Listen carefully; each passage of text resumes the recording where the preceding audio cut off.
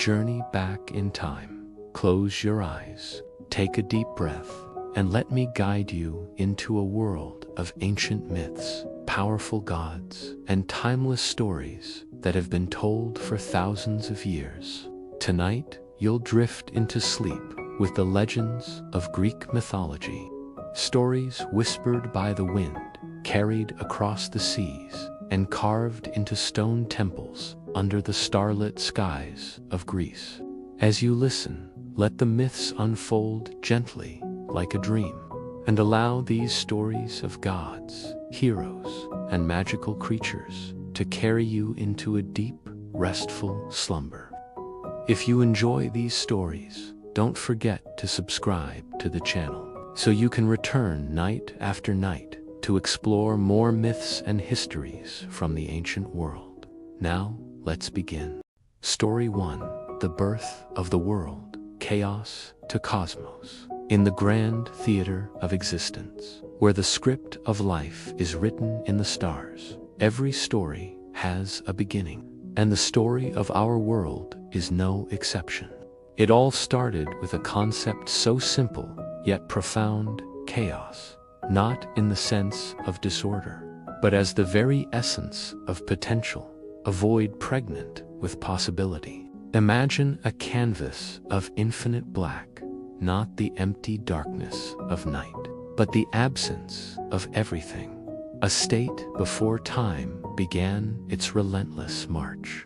In this timeless expanse, there was no up or down, left or right, no past, present, or future, just an eternal stillness that defied the boundaries of comprehension. Within this boundless nothing, three primordial deities emerged, each representing a fundamental aspect of existence. First among them was Gaia, the embodiment of the earth, a titaness whose form was the bedrock upon which the world would be built. Emerging from the swirling depths of chaos, she came forth as a symbol of stability, her presence anchoring the formless void. Following close behind was Uranus, the embodiment of the sky, his form stretching across the face of chaos, creating a firmament that divided the upper expanse from the lower void. As Gaia and Uranus took their places, the raw materials of existence began to coalesce around them, setting the stage for the grand drama of creation. But the celestial drama didn't end there. From the union of Gaia and Uranus, 6 children were born, the Titans, colossal in size and immense in power. These Titans, embodiments of the fundamental forces of nature, roamed freely in the primeval world, their every move shaping the raw canvas of existence. Their sister, Tethys, the personification of seawater, flowed through the nascent world, bringing with her the life-giving essence that would nurture life in all its forms. Atlas, with his back burdened by the weight of the heavens, held up the sky, creating the first division between earth and sky. Prometheus, the cunning, defied the gods to bestow fire upon mortals, bridging the gap between the divine and the human. His brother Epimetheus, on the other hand, heeded the advice of the gods, ensuring the survival and prosperity of the animals. Then there was Minos, the just, who became the king of the underworld, bringing order and balance to the realm of the dead. Finally, Cronus, the youngest, wielded the power of time, forever reminding mortals of the fleeting nature of existence. Thus, from the union of primal forces, the Titans were born, populating the newborn cosmos with their uninspiring presence. The world, once a formless void, was now teeming with life and movement. The Titans, in their primordial wisdom, understood their roles in maintaining the balance of this young world. They recognized that their actions had consequences, that their every move could shape the destiny of the world. Yet despite their colossal forms and godlike powers, the Titans were not seen as rulers of this new world. They were, in fact, caretakers, ensuring that the delicate balance of existence remained undisturbed. As the eons passed, the Titans continued their eternal dance, shaping and reshaping the world according to the will of the cosmos. And so the world turned from a chaotic void into a vibrant, living entity. The stillness was replaced by the gentle rustle of life. The endless expanse of night gave way to the twinkling brilliance of stars.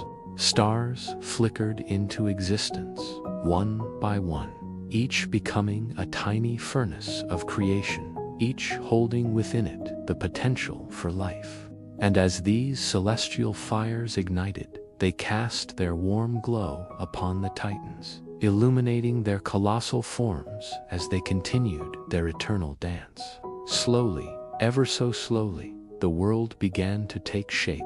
Mountains rose, valleys formed, and the oceans swelled, all under the watchful gaze of the Titans.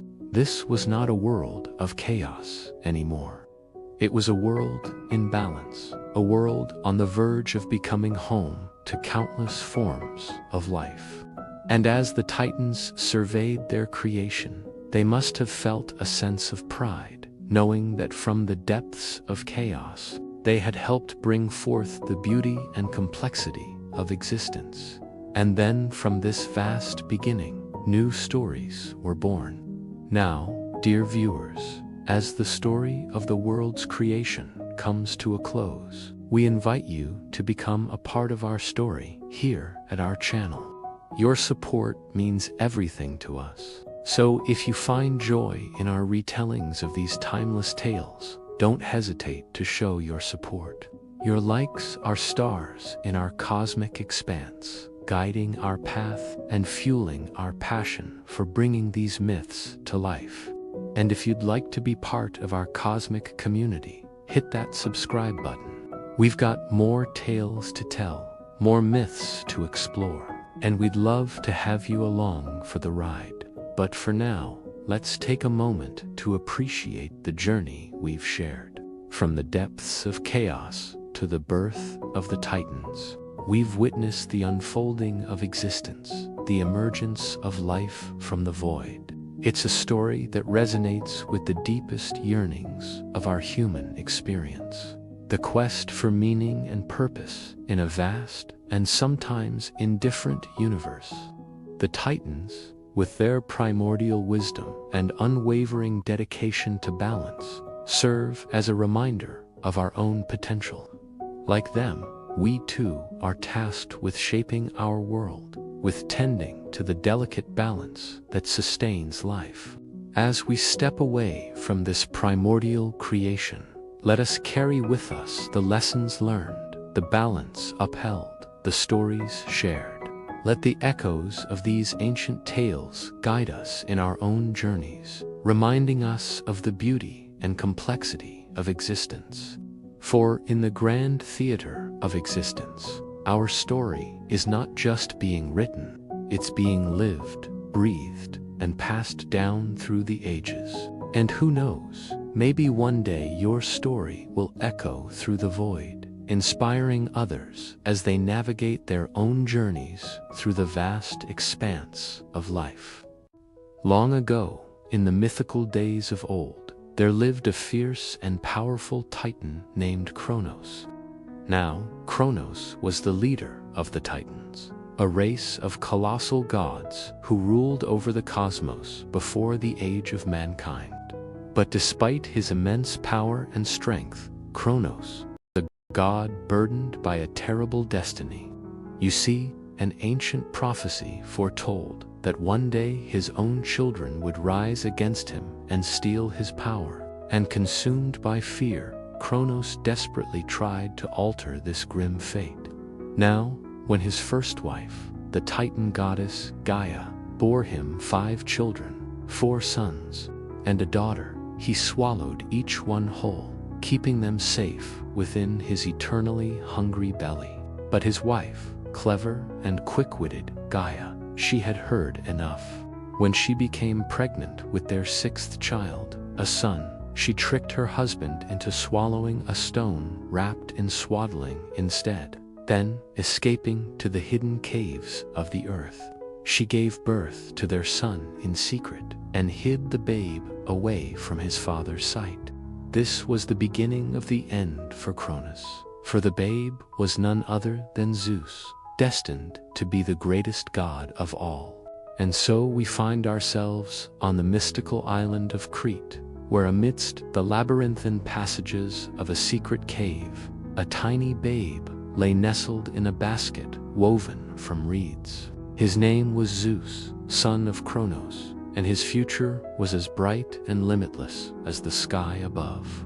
Around him, the walls of the cave echoed with the soft lull of ocean waves, a lullaby that soothed him into peaceful slumbers. But Zeus wasn't alone in this secluded sanctuary.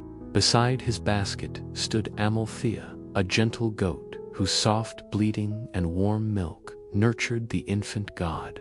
Her large, soulful eyes watched over him, her presence as protective as any shield. And beneath the Milky Way, stretching out like a blanket of stars, Zeus grew. He grew unaware of the danger that lurked just beyond the cave's mouth, unaware of the prophecy that tied his destiny to his father's doom. Years turned into decades, and the boy grew into a strapping young man, his muscles rippling beneath his skin like waves crashing against the shore. But the tranquility of his life in the cave was shattered one fateful day when two eagles, their sharp eyes gleaming with celestial wisdom, descended from Mount Ida. Their message from his sister, Demeter, was urgent. It spoke of their father's tyranny, of the other titans imprisoned in the dark abyss beneath the earth, and of Zeus's crucial role in their liberation. The news shook Zeus, stirring within him a potent mix of anger and determination. He looked towards Amalthea, her gentle face etched with worry, and then to the starry sky, his eyes hardening with resolve. It was time for him to fulfill his destiny. He approached the mouth of the cave, hesitated for a moment, then stepped out into the blinding light of day. As Zeus emerged from his secluded haven, the world unfolded before him, vast and brimming with possibility. Yet he knew that his journey wouldn't be easy.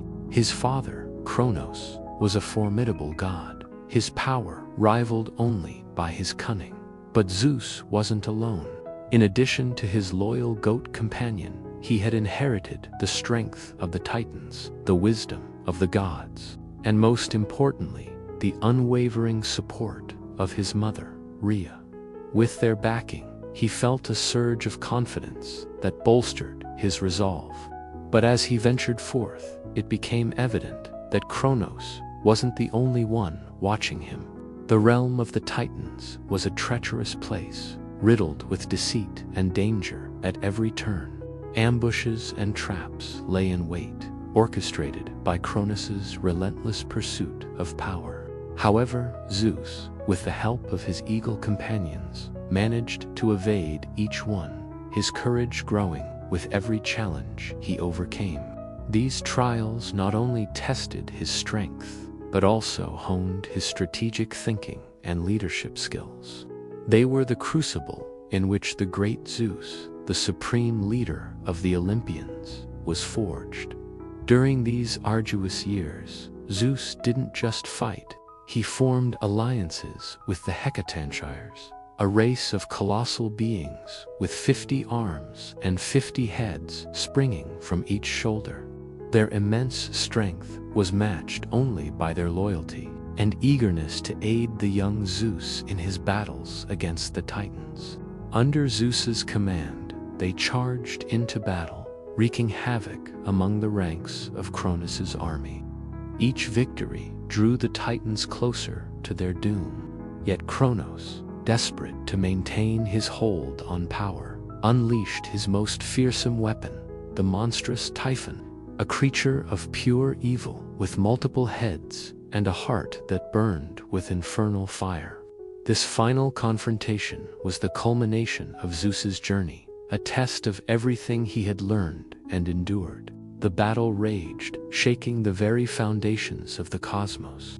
Lightning cracked, thunder roared, and the clash of titans echoed through the void of space.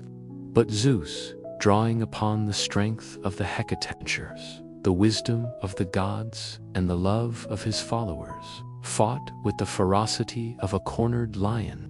Finally, with a mighty bolt of lightning, Zeus struck Typhon down, ending the reign of terror that had plagued the cosmos for so long. And with Typhon's defeat, Cronus's army crumbled. The Titans, broken and demoralized, fled to the distant corners of the earth, defeated but not entirely subdued. Cronos himself, stripped of his power and followers, was hurled into the abyss, banished to the darkest depths of Tartarus. There, chained and tormented, he spent his eternity, forever separated from his children and the power he had so desperately clung to. As the echoes of battle faded and the cosmos began to heal, Zeus knew that his work was far from over. The prophecy was fulfilled, but a new chapter was just beginning. With the help of his siblings, he set about the task of restoring order to the chaotic realm left in his wake. The world of Olympus was taking shape. In the aftermath of the Titanomachy, Zeus, the supreme leader of the Olympian gods, established his dominion over the cosmos. He divided the heavens, earth, and sea with his brothers Poseidon and Hades, setting the stage for the next era in the history of the gods. Yet, even as he basked in the glow of his hard-won victory, a shadow of unease lingered at the edge of his awareness. The giants, those colossal beings of primordial chaos, stirred in their slumber, drawn by the scent of discord and destruction that had stained the hands of the gods. Zeus knew that their awakening was inevitable, that soon he would have to confront yet another formidable foe. Despite this looming threat, Zeus took a moment to revel in his triumph. The gods of Olympus, led by him, had vanquished the Titans and restored balance to the cosmos. His gaze swept across the faces of his siblings and followers, each bearing the scars of battle, each a testament to the price of victory. In their eyes, he saw not just admiration and respect, but also a burgeoning sense of hope. Hope for a better future, a future where the gods and mortals could coexist in harmony. Yet this vision of peace was shattered by the chilling rumble of the earth. The giants were stirring. A tremor of anticipation ran through the assembly of gods. The prospect of another war, another struggle for supremacy, hung heavy in the air. But Zeus, ever the strategist, wasted no time in despair. With the unwavering support of his siblings and the resilience of the Olympian gods, he knew they would face this new challenge as they had the last. The fate of the cosmos was once again at stake, but this time it wasn't just about power or dominion. It was about proving that even in the darkest hours, hope and courage could prevail. The war with the giants had begun, and so the world of Olympus began to take shape. The gods settled into their celestial homes, their presence weaving the very fabric of the cosmos. Yet their reign was not without its challenges. For the giants, those primordial beings of chaos, stirred in their slumber, drawn to the scent of discord and destruction that stained the hands of the gods. But Zeus, the supreme leader, with the unwavering support of his siblings, stood ready to face any threat that dared challenge the order he had so valiantly fought to establish. So ends our tale of Zeus for today. But remember, his journey is far from over. The war with the giants looms on the horizon, and the fate of Olympus hangs in the balance. Will Zeus and his siblings prevail, or will the giants plunge the cosmos into chaos once more? Only time will tell. Until then, the world of Olympus awaits, brimming with promise and peril in equal measure. And as the gods settle into their celestial homes, one thing is clear: the age of heroes has begun. Telling story 3 from our Origins series, the creation of humans. This story will take about 12 minutes to tell. So grab yourself a drink, sit back, and enjoy. Many ages before the first Olympic Games were held, before Zeus had taken over the rule of the cosmos, and before the Titans had fallen into a watery grave, there was no one on the earth to witness these things. Gaia, the earth, was lonely without children. She wanted to create people to live upon her and fill her with noise and laughter and songs. But she didn't want to make them alone. She wanted to give them life through her own body. Now, just after the fall of the Titans and the rise of Zeus, he had imprisoned his brother Atlas forever, condemned to hold up the sky on his shoulders. Now, Atlas wasn't actually bad, nor was he resentful of his eternal punishment. He even enjoyed being needed. But even though he was strong enough to hold up the whole of the heavens, sometimes the weight would still make him cry out in pain. When Gaia heard Atlas crying out, it made her feel sorry for him. She already felt lonely, and she hated the thought of any other being feeling that way. So she sent her son, the wind god Aeolus, down to Olympus to beg his father for a favor. When Zeus heard what his mother wished for, he knew exactly who he could send. Deep within the Caucasus Mountains, far from the prying ears of gods or men, lived the Titan Prometheus. Unlike many of his race, he had not fought against the Olympians, and he had never been taken prisoner. He'd avoided war by hiding away in his cave and making sculptures of animals out of stone. Even in those days, he was known as a great craftsman, but his greatest desire was to help others. In fact, some said he was too soft-hearted. He helped everyone, whether they were good or bad, and he did it with such skill that people would go to him for advice as well as gifts. Aeolus went to Prometheus's cave and told him of his mother's request. The wind god asked if he would go to her and offer to create humans out of clay, beings that would be born from the earth and live upon her forever. Prometheus accepted immediately. When Aeolus returned to his mother with the answer, Gaia was overjoyed and gave birth to 2 humans, a man and a woman. She then sent them to live among the mountains where Prometheus lived. As soon as he saw them shamble out of the forest, he knew he had to do more than just give them a place to stay. They needed to learn how to survive, how to find food, how to make tools, how to build shelter. So he began to teach them everything he knew, including how to sharpen a stone to make a knife, and how to start a fire from 2 sticks. But even after all his lessons, he knew that they would not last long. These humans were weak. They couldn't hunt large animals, and the cold would eventually kill them.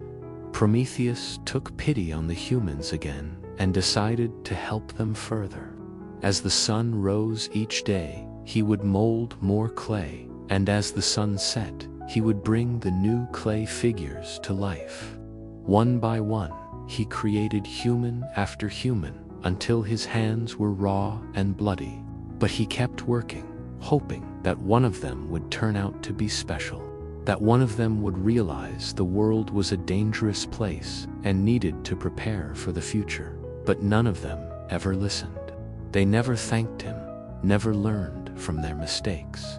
They simply kept repeating the same mistakes over and over again. One night, Prometheus sat on a nearby hill, watching the humans scurry about in the darkness. He watched them try to cook their food, but because they had no fire, it was bitter and hard to eat. Then he saw them huddled together for warmth, shivering uncontrollably. He continued to watch until they finally went to sleep, at which point he went to his cave, heartbroken at their stubbornness. He hadn't given up on them yet, though. He knew that if he showed them how to control fire, they would be able to cook their food and keep warm. But fire was something that belonged to the gods. It was dangerous and powerful and beautiful. Prometheus knew he wasn't allowed to steal it and give it to the humans. But seeing the pathetic state they were in, he couldn't bear the thought of leaving them to die. So, under the cover of darkness, he snuck onto Mount Caucasus, where Hephaestus had his forge. There he stole a large torch and ran back to his cave. There he used the torch to start a fire and took it out to show the humans. At first they were scared, thinking it might be a god come to punish them.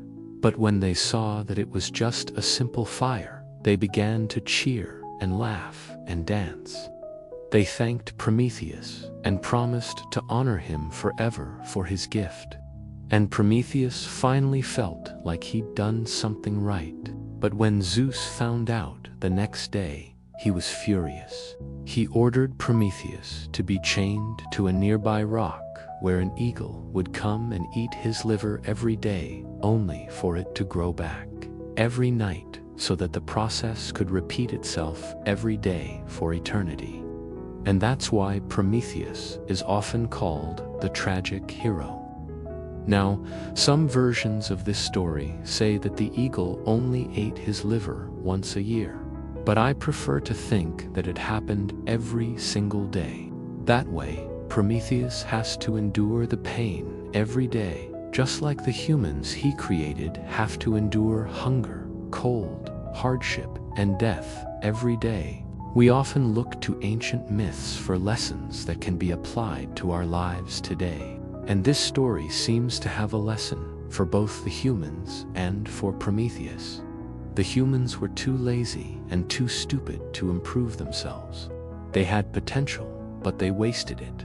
But Prometheus also wasted his potential. He was a great craftsman and a kind-hearted titan, but he let his emotions get the better of him. Both the humans and Prometheus should have known that fire is a powerful force, both for good and evil. It brings light into darkness, but it can also cause destruction. It can keep you warm, but it can also burn you alive. It can cook your food, but it can also poison you. Fire is neutral. It does whatever you want it to do. And the humans had to learn this lesson the hard way, just like Prometheus did. And that's the end of this myth. If you enjoyed this episode, be sure to subscribe and leave us a comment. We love hearing what you have to say. Once upon a time, in the days before there were any clocks or calendars, people lived their lives according to the seasons. In the springtime, they would plant their crops and then wait patiently for the harvest in the fall. In the summer, children would play outside all day, while their mothers picked berries and herbs, and their fathers mended fences and fished in the streams. And when winter finally came, they would stay inside by the fire and tell stories until it was time to start all over again. But for one woman named Demeter, the passing of the seasons brought only sorrow.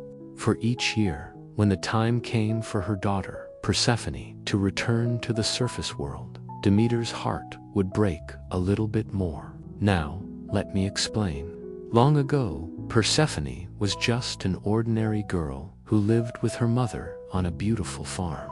It had golden wheat fields, grapevines heavy with fruit, orchards filled with pomegranates and peach trees, and almond groves laden with blossoms.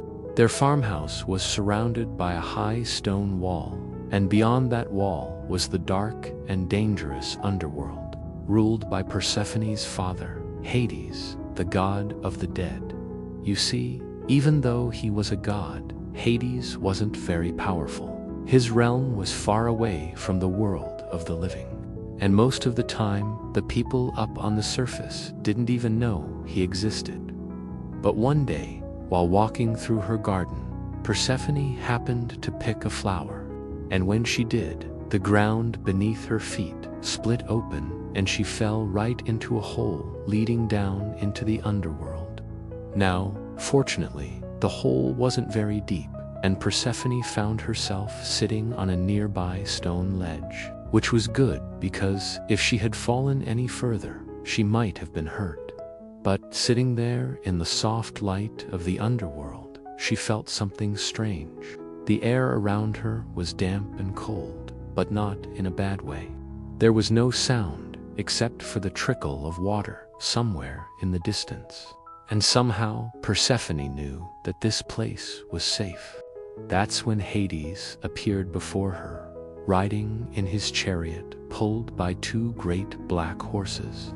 Now, even though Hades was a god, he didn't look very powerful. He was skinny and pale and dressed in rags. But when he spoke, his voice was surprisingly strong. He told Persephone that since she had fallen into hell, she must become his wife and queen of the underworld. At first, she was terrified and begged him to throw her back up onto the surface world. But Hades just kept insisting that she was destined to be his queen, and eventually she gave up. In fact, once Hades explained what being queen of hell would be like, it didn't sound so bad. She could have servants to wait on her hand and foot. They'd bring her food and drink whenever she wanted, and she could wear beautiful robes made of jewels and gold. So Persephone agreed to become Hades' wife. But after a while, she started to miss her old life. She missed her mother's warm hugs, and the smell of baking bread, and the sound of birds singing in the almond trees. She missed the feel of sunshine on her skin, and the taste of sweet summer berries. And worst of all, she missed her friends. So she went to her new husband and asked him if she could just visit her mother for a few days. But Hades warned her that once she took a bite of food in the surface world, she wouldn't be able to return to hell again. Persephone promised to be very careful, and Hades finally agreed. And the next day, he gave her a pomegranate seed and told her that if she ate even one tiny bite of this fruit, she wouldn't be allowed back into hell. Then he put on his chariot and drove her back up to the surface world. When Persephone returned to her old home, her mother was so happy that she threw her arms around her and squeezed her tight. Demeter was so relieved that her daughter was back, and she cooked her favorite foods, and they ate together by candlelight and talked about everything that had happened. Then Persephone went out into the garden to look at her flowers, but when she leaned down to smell them, she remembered the warning that Hades had given her and quickly stood back up straight. She didn't want to go back to hell, so she decided to leave the garden and never touch any food from the surface world again. Then she stayed inside the house all day and night, refusing to eat anything or speak a single word. And that's how it went for 3 months. Persephone spent all her time alone in a dark room, too scared to eat and too sad to speak. And when Demeter saw that her daughter was wasting away, she finally figured out what had happened. The goddess was so angry at Hades that she cursed him and vowed to punish him forever. Then she went out into the fields and stopped caring for her crops. She didn't plant any seeds or pull any weeds or gather any fruit. She just wandered around all day in her nightgown, wailing and crying. As you can imagine, this wasn't good for the people who lived on the surface world. Without Demeter's help, nothing grew. Plants withered in the fields, and livestock died in the meadows. Crops failed, and famine spread across the land. Finally, the people couldn't take it anymore, and they went to live with King Zeus. They begged him to do something about the famine, and Zeus sent his son Apollo to go find out why the crops weren't growing. And when Apollo questioned Demeter, she told him everything that had happened. When Apollo heard that poor Persephone was trapped in hell, he went to his sister Artemis and begged her to help. Artemis took Apollo to a clearing in the forest, where four majestic deer stood waiting for them. Each deer represented one of the seasons, and Artemis led them to the highest mountain peak. That way, they could get close enough to hear what the gods were saying. Zeus gathered all the other gods and goddesses and told them that he had made a mistake. He shouldn't have allowed Persephone to marry his brother Hades, but now it was too late, and all he could do was figure out a solution. Zeus decided that Persephone would have to return to hell and be with her husband, but only for part of the year. Then she could spend the rest of the time with her mother on the surface world. That way, the crops could grow and the people would have food to eat. All the gods and goddesses cheered because they liked this idea. But Persephone and Demeter weren't so sure. Persephone was still in love with her husband, and she really wanted to live in hell with him. But if she did, she'd have to give up her old life forever. And Demeter had been so proud of her daughter before she went to hell, but now she didn't even recognize her. When Demeter looked at the girl she had raised, she saw someone cold and distant and unfriendly. And Demeter knew that if Persephone went back to hell, she would become just like her father. So Demeter went to the mountain peak and refused to listen to what Zeus had to say. She stomped her foot and yelled at him, demanding that Persephone be allowed to live with her forever. Persephone was too afraid to speak up, but the other gods and goddesses thought that her mother was being selfish. How could she ask Persephone to give up her chance at happiness just so that she could have her daughter around all the time? Finally, Zeus got so frustrated that he struck Demeter with a lightning bolt. Then he told her that she had no right to force Persephone to choose between her husband and herself. And just to prove it, he handed her a goblet filled with magic potion. Then Zeus commanded Demeter to give Persephone this drink, and whatever she did, she wasn't allowed to question him. Demeter hesitated, but she didn't want to disappoint her husband. So she took the cup from him and went to her daughter's room. Persephone was sitting on her bed just like always, staring at the floor and picking at her fingernails. Demeter walked up to her and said, "Drink this." And Persephone obeyed without even asking what it was. After she finished the last drop, Demeter told her that she would soon feel very sleepy. Then she would go back to hell and live with her father and husband for the whole winter. At first, Persephone tried to argue with her mother, but when she felt the sleepiness coming over her, she knew that it was no use. Soon, she would be going back to hell, and she didn't want to waste time arguing with her mother. Instead, she asked Demeter if she could just sit outside for a little bit longer and watch the flowers bloom. Demeter agreed, but she told Persephone that she must come inside right after sunset. But as soon as Demeter turned her back, Persephone slipped out of the house and ran to her favorite oak tree. And when she reached out to touch it, a beautiful white dove landed on her finger. The dove cooed softly and told Persephone that she didn't have to go back to hell. If she wanted to stay on the surface world forever, she could. Persephone thought for a moment. On one hand, she loved her mother and missed her old life. She also missed Hades and her home in hell. Finally, she made her decision.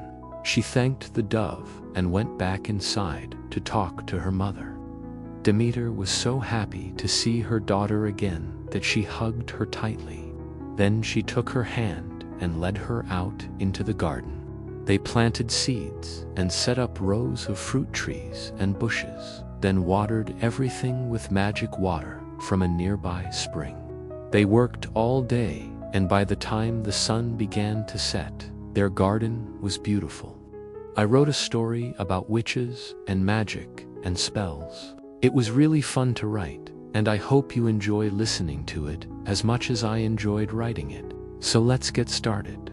Once upon a time, deep in the heart of a mystical forest, nestled between whispering trees and sparkling streams, there lived a young witch named Elara. Elara wasn't your typical witch. While her peers reveled in brewing potent potions and casting intricate spells, Elara found solace in the simple things in life: the warmth of the sun on her skin, the melody of birdsong, and the comforting scent of wildflowers.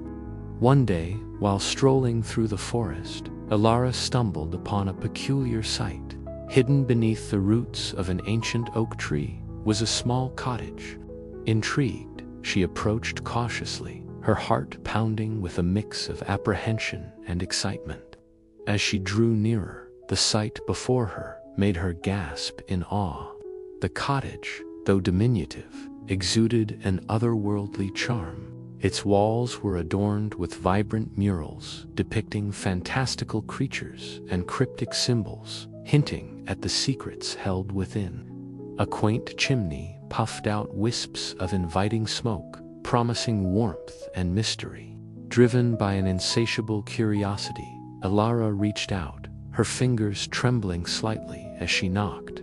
The door creaked open before she could even count to 3, revealing a dimly lit interior. Hesitantly, she stepped inside, her eyes struggling to pierce the gloom. As they adjusted to the shadows, she began to make out strange contraptions and ingredients scattered about. Shelves overflowed with dusty tomes bound in leather and adorned with arcane sigils. Strange concoctions bubbled in glass vials, their contents shimmering with otherworldly hues. In the center of the room, an ornately carved wooden table dominated the space, its surface littered with dried herbs, strange crystals, and animal bones that seemed to whisper tales of forgotten rituals. An old woman emerged from the shadows, her face etched with the passage of time, yet her eyes twinkling with an ageless wisdom. "Welcome, child," she rasped, her voice like the rustling of dry leaves. "I've been expecting you." Startled by the woman's sudden appearance and eerie words, Elara could only manage a confused "what?" The old witch chuckled, a sound like crackling twigs. "Don't you recognize this place, Elara? This is the cottage of forgotten lore, where shadows dance and secrets reside." Overwhelmed with a sudden sense of recognition, Elara felt a chill run down her spine. She had indeed felt drawn to this place, as if by some unseen force. The old witch continued, her gaze penetrating. "You have sought me out, child. What is it you desire?" The knowledge hidden within these walls. Elara hesitated, unsure how to articulate the jumble of emotions and thoughts that filled her mind. She had come here seeking answers, yet she wasn't certain what questions to ask. The old witch, sensing her uncertainty, gestured to a nearby chair. "Come, child, rest. Your answers lie within you. I can only help you unearth them." And so, in the dimly lit cottage, surrounded by the whispers of forgotten magic, Elara began her journey of self-discovery. Guided by the enigmatic old witch, she delved into the mysteries of her past, the secrets of her powers, and the true nature of the world around her. With each passing day, the bond between them deepened, weaving a tale of mentorship and revelation that echoed through the ancient halls of the cottage.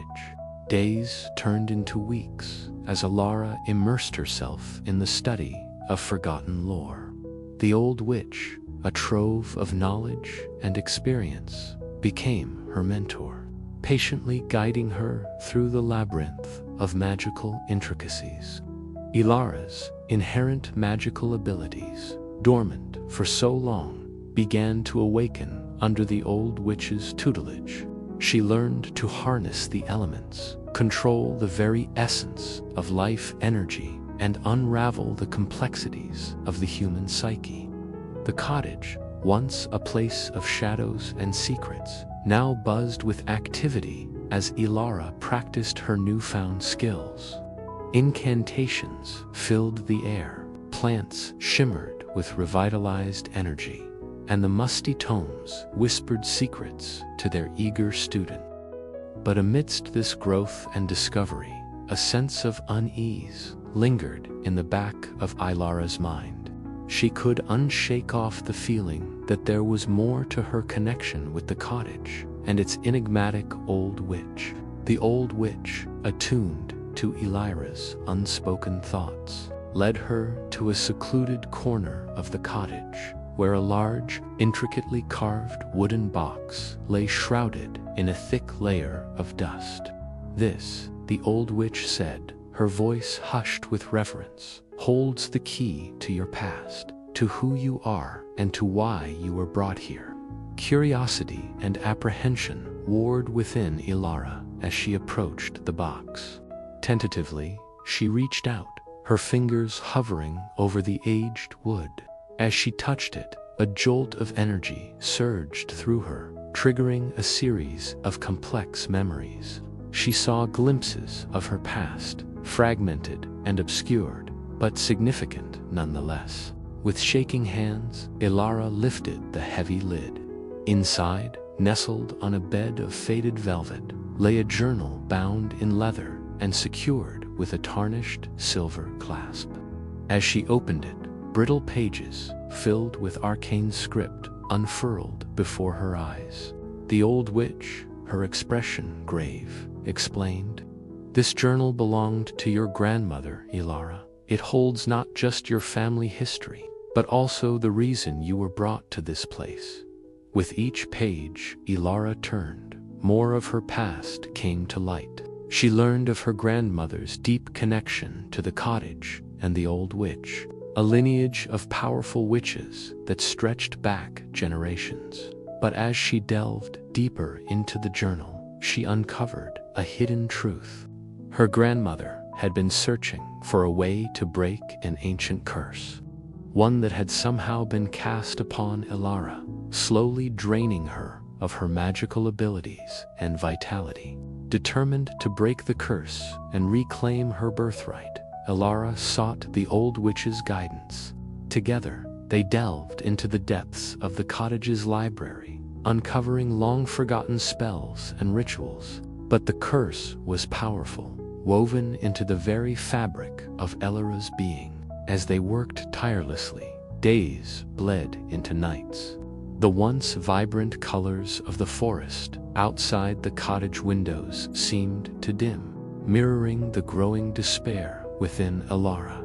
Just when hope began to dwindle, Ilara and the old witch stumbled upon a hidden chamber within the cottage. Here, bathed in an ethereal glow, lay an ancient cauldron, its surface shimmering with untold power. This, according to the journal, was the Heartfire Cauldron, capable of immense healing and imbued with the raw magic of creation.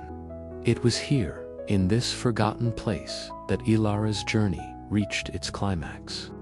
The old witch, her voice hoarse with age and effort, prepared the ritual. Ilara watched, her heart pounding, as the witch traced arcane symbols in the air, each movement precise and filled with intent. The cauldron rumbled, and a brilliant blue flame ignited within its depths. The air crackled with energy as the final incantation left the old witch's lips. The blue flame flared, then surged out, enveloping Ilara in its warmth. Pain, then relief, shot through her as the curse loosened its hold. With a final surge of power, the flame returned to the cauldron, leaving Ilara weak but whole. As the first rays of dawn peeked through the cottage windows, Elara embraced the old witch, tears of gratitude in her eyes. The old witch, her task complete, smiled serenely. "You are strong, Elara. You carry the legacy of powerful magic within you. Now go, child. The world awaits your return." And so, with newfound strength and purpose, Elara left the cottage behind. The forest, once a place of shadows and secrets, now shimmered with magic and possibility. As she stepped into the sunlight, she knew her journey was far from over. The world needed her magic, her strength, and most importantly, her heart. Thank you for listening. I hope you liked the story. If you did, please leave a like and a comment below. I'd love to hear what you think about the story, and if you have any suggestions for future bedtime stories, please let me know. Of spooky stories. And this one is called The Seasons. Persephone was the most beautiful of all the maidens who lived on Olympus, the daughter of Zeus and the Titan goddess Demeter. She frolicked among the immortals, laughing and playing games, and sometimes she would sneak down to earth to play in the gardens of the blessed or race through the forest with the dryads and naiads. She loved nothing more than wandering through the wildflower meadows of her mother's realm, picking bouquets of blooming poppies and bluebells and daisies, braiding them into wreaths and placing them on her head. One day, when she was out gathering flowers, she heard the sound of a great rout among the trees, and peering around a trunk, she saw a band of handsome young men riding in golden chariots, their laughter echoing across the hills. They were looking for her, they said, because Hades, king of the dead, wanted to make her his queen. But she screamed and ran away, hiding from them among the trees, until at last she came to a deep cave opening at the roots of a nearby mountain. As soon as she stepped inside, the mouth of the cave closed behind her like a trapdoor, and when she turned around, she saw that it had been replaced by a massive wall, barring her way with adamant. She cried out for help, but her voice echoed back to her, mocking and cold. Then the ground began to tremble beneath her feet, and the walls of the cavern started to close in around her, squeezing the air out of her lungs. Great plumes of shadow rose up from the floor, coiling around her like serpents, hissing as they crushed her spirit. The cave grew colder and colder, and Persephone shivered, wrapping her arms around herself. She felt the life draining out of her, the warmth of her blood turning to ice water. When she touched the floor, she found it hard and cold as stone. Her limbs began to stiffen. The shadows pressed closer, stealing her breath and numbing her whole body until finally everything went black. When Persephone didn't come home that night, Demeter searched for her, calling her name until her voice cracked with despair. No flowers bloomed under the sun that day, and the trees bore no fruit. The very soil beneath their roots withered and died, turning to dust that blew away on the wind. Days passed, weeks and months, and still there was no sign of her daughter. So Demeter wandered aimlessly over the barren landscape, dragging her feet through the dirt. The grass refused to grow. The trees stood naked and shivering in the cold, and the air itself was heavy with the stench of death and decay.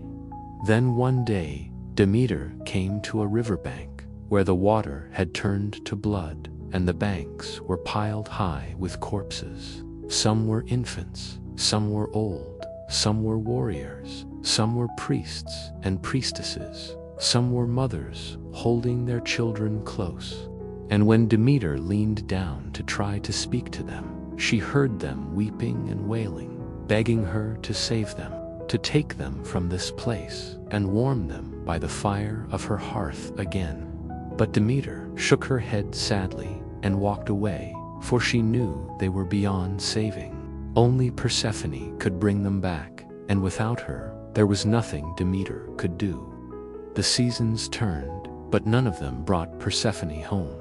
Winter came and blanketed the world in ice, and still Demeter wandered, now wrapped in furs, huddling against the biting wind. But even the snow melted eventually, leaving only mud and mire in its wake. And Demeter kept walking, her heart breaking a little more with every step. What was she even looking for now? How could she have hoped to find her child after all this time? What had she been thinking? And so Demeter made her way down from the mountains, away from the forests and the fields, away from everything that reminded her of Persephone. She descended into the dark and silent city, the halls of which were lined with statues instead of people. Every surface gleamed with polished marble and silver, but there was no light, no warmth, no sound of life. And Demeter realized with a start that this was what her world had become. This was what she had wrought. No joy, no growth, no love, only endless silence and death. And she understood then that if Persephone didn't come back, there would be no end to this. It would never change. So Demeter sank to the cold flagstones and wrapped her arms around her knees, burying her face in them and sobbing.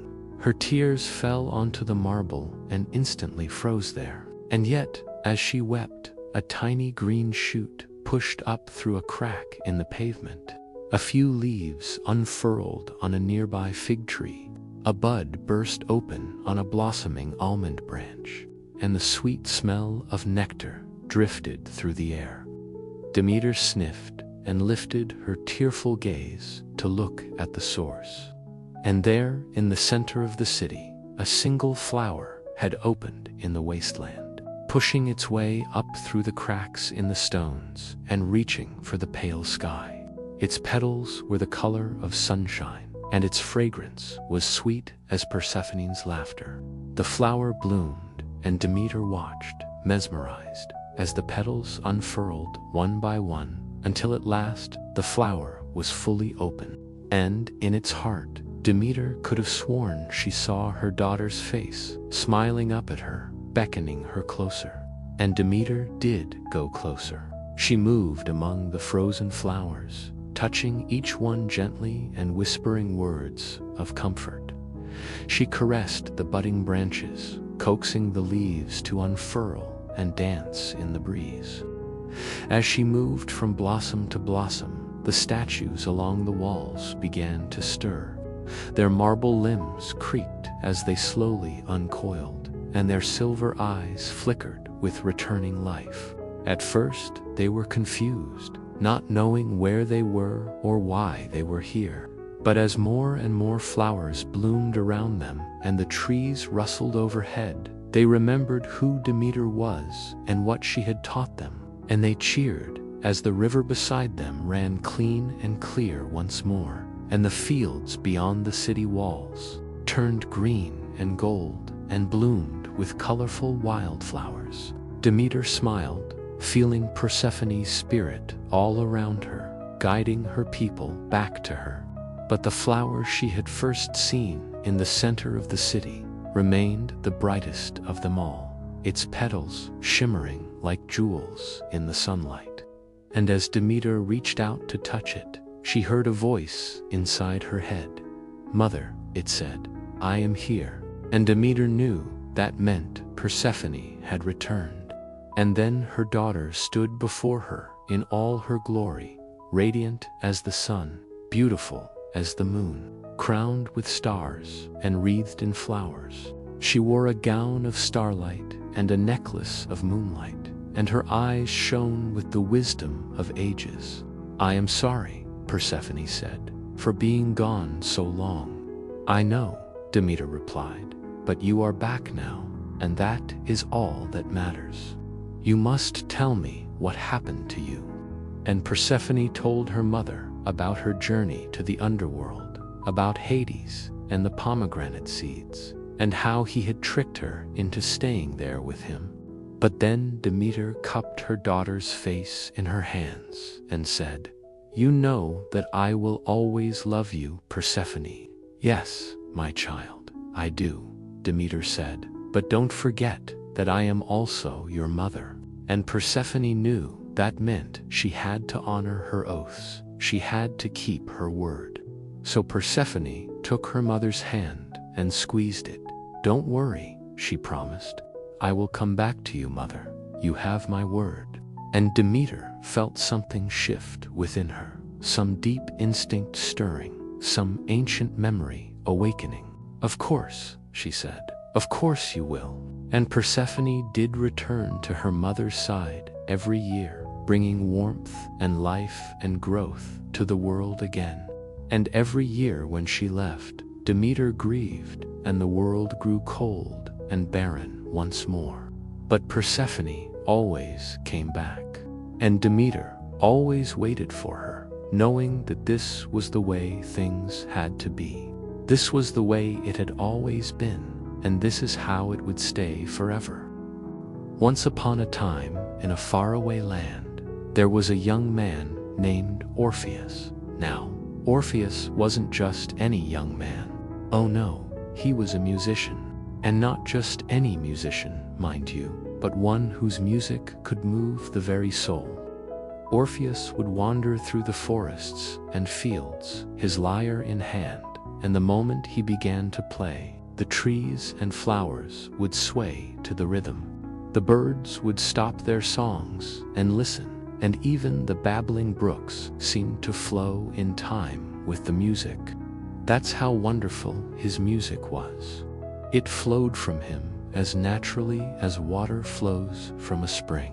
And just as water shapes the world around it, so did Orpheus's music touch the hearts of all who heard it. One day, as he was playing in a forest, a deer approached him, its eyes shining with wonder. And as the deer stood there listening, a hunter who had been tracking the animal suddenly forgot his purpose. He dropped his bow and arrows and sat down to listen to the enchanting music. And so it went. All who heard Orpheus's music were captivated by it. They forgot their worries and their tasks and simply basked in the melodies that seemed to wash over them like the warmth of the sun. But Orpheus didn't just play for the animals and the trees. Oh no, he had a special love in his life. Her name was Eurydice, and she was the most beautiful woman in the land. Her laughter was like the tinkling of bells, and her eyes shone brighter than the stars. And when Orpheus played his lyre for her, the music seemed to pour out of him even more freely. It was as if he poured his very soul into the strings. And Eurydice, leaning against a tree or sitting by a stream, would listen with an expression of pure bliss on her face. Now, you might think that this was a fairy tale ending, that these two lovers would live happily ever after. But alas, that was not meant to be. For one day, as Orpheus was playing in the fields, a snake suddenly darted out from among the flowers and bit him on the foot. And even though the wound was small, the pain was great. Poor Orpheus. The music died on his lips, and he cried out in anguish. Now, normally, a simple bite from a snake wouldn't be so bad, but unfortunately, this was no ordinary snake. It was one of the many minions of Hades, the god of the underworld. And this particular serpent was a trickster. Its bite carried a curse that would soon steal away Eurydice's life. When Orpheus learned this, he was stricken with grief. He loved Eurydice more than anything in the world, and the thought of losing her nearly drove him mad. He rushed to her side, but it was too late. The curse took hold, and as he watched, Eurydice's laughter faded, her eyes lost their sparkle, and her skin grew cold. Before long, she was nothing more than a lifeless doll. Can you imagine Orpheus's despair? He had poured his heart and soul into his music for Eurydice, and now she was gone. In his anguish, he did the only thing he could think of. He traveled to the underworld and begged Hades to return Eurydice to him. But Hades, who ruled the underworld with an iron fist, was not moved by Orpheus's pleas. "She is mine now," he boomed, "and no one can take her from me." So Orpheus was forced to return home without his beloved, his heart shattered into 1,000 pieces. And that, my little friends, is a truly sad ending to a story. A love so pure and a music so enchanting, cut short by the cruel hand of fate. But wait, before you go all doom and gloom on me, let me offer you a different way of looking at it. You see, Orpheus's music didn't actually die when he did. Sure, it faded away from the ears of those who were still living, but it didn't disappear. You see, when Orpheus played his lyre, the music didn't just fill the air, it became part of the air itself. It mingled with the songs of the birds, the babbling of the brooks, and the rustling of the leaves. In other words, it became part of nature's own music. So even though people couldn't hear his music anymore, that didn't mean it was gone. It was all around them, hidden within the symphony of the natural world. And here's the beautiful part. Whenever someone stops to listen closely enough, they can still hear it. They can hear the echo of Orpheus's music in the wind that whispers through the trees, or in the gentle lapping of waves on the shore. It's a reminder that even when our time here is done, our art, our creations, they live on. They live on in the world around us, waiting for someone with a listening heart to hear it. So perhaps Orpheus's music didn't die. Perhaps it simply transformed, becoming one with the music of the spheres, as the ancient Greeks used to say. Now, I know this doesn't bring Eurydice back, nor does it ease the pain of losing her. But maybe, just maybe, it gives us a little hope, a little faith that the things we create, the love we share, they don't always have to stay confined to the boundaries of time. Maybe they have a chance to become eternal, to become part of something bigger than ourselves. That, my little friends, is a much sweeter ending, isn't it? So even though our time here is limited, the things we do and the love we give, they can continue to exist in some form or another. And who knows, maybe that's where Orpheus is now, up in the realm of the gods, playing his lyre for all eternity and creating music that is as eternal as the stars. Now, I'd like to end this video with a little quiz. What did Orpheus play? If you guessed the guitar, you'd be wrong. He actually played the lyre. The lyre is an ancient instrument that looks a bit like a harp, but smaller. It has a sound box, which is basically a hollow container that makes the sound louder. And instead of frets, it has strings that run the length of the instrument. Why am I telling you this, you might ask? Well, because it's important to pay attention to details. Just like Orpheus paid attention to every note he played, every chord he strummed, because music is all about the details. The same goes for life. If we pay attention to all the little things, the small joys, the tiny wonders, then life becomes a beautiful symphony. And who knows, maybe we'll even create a few sweet melodies along the way. Once upon a time, high up in the mountains, lived a man called Heracles. He was a dreamer, a thinker, a doer of great things.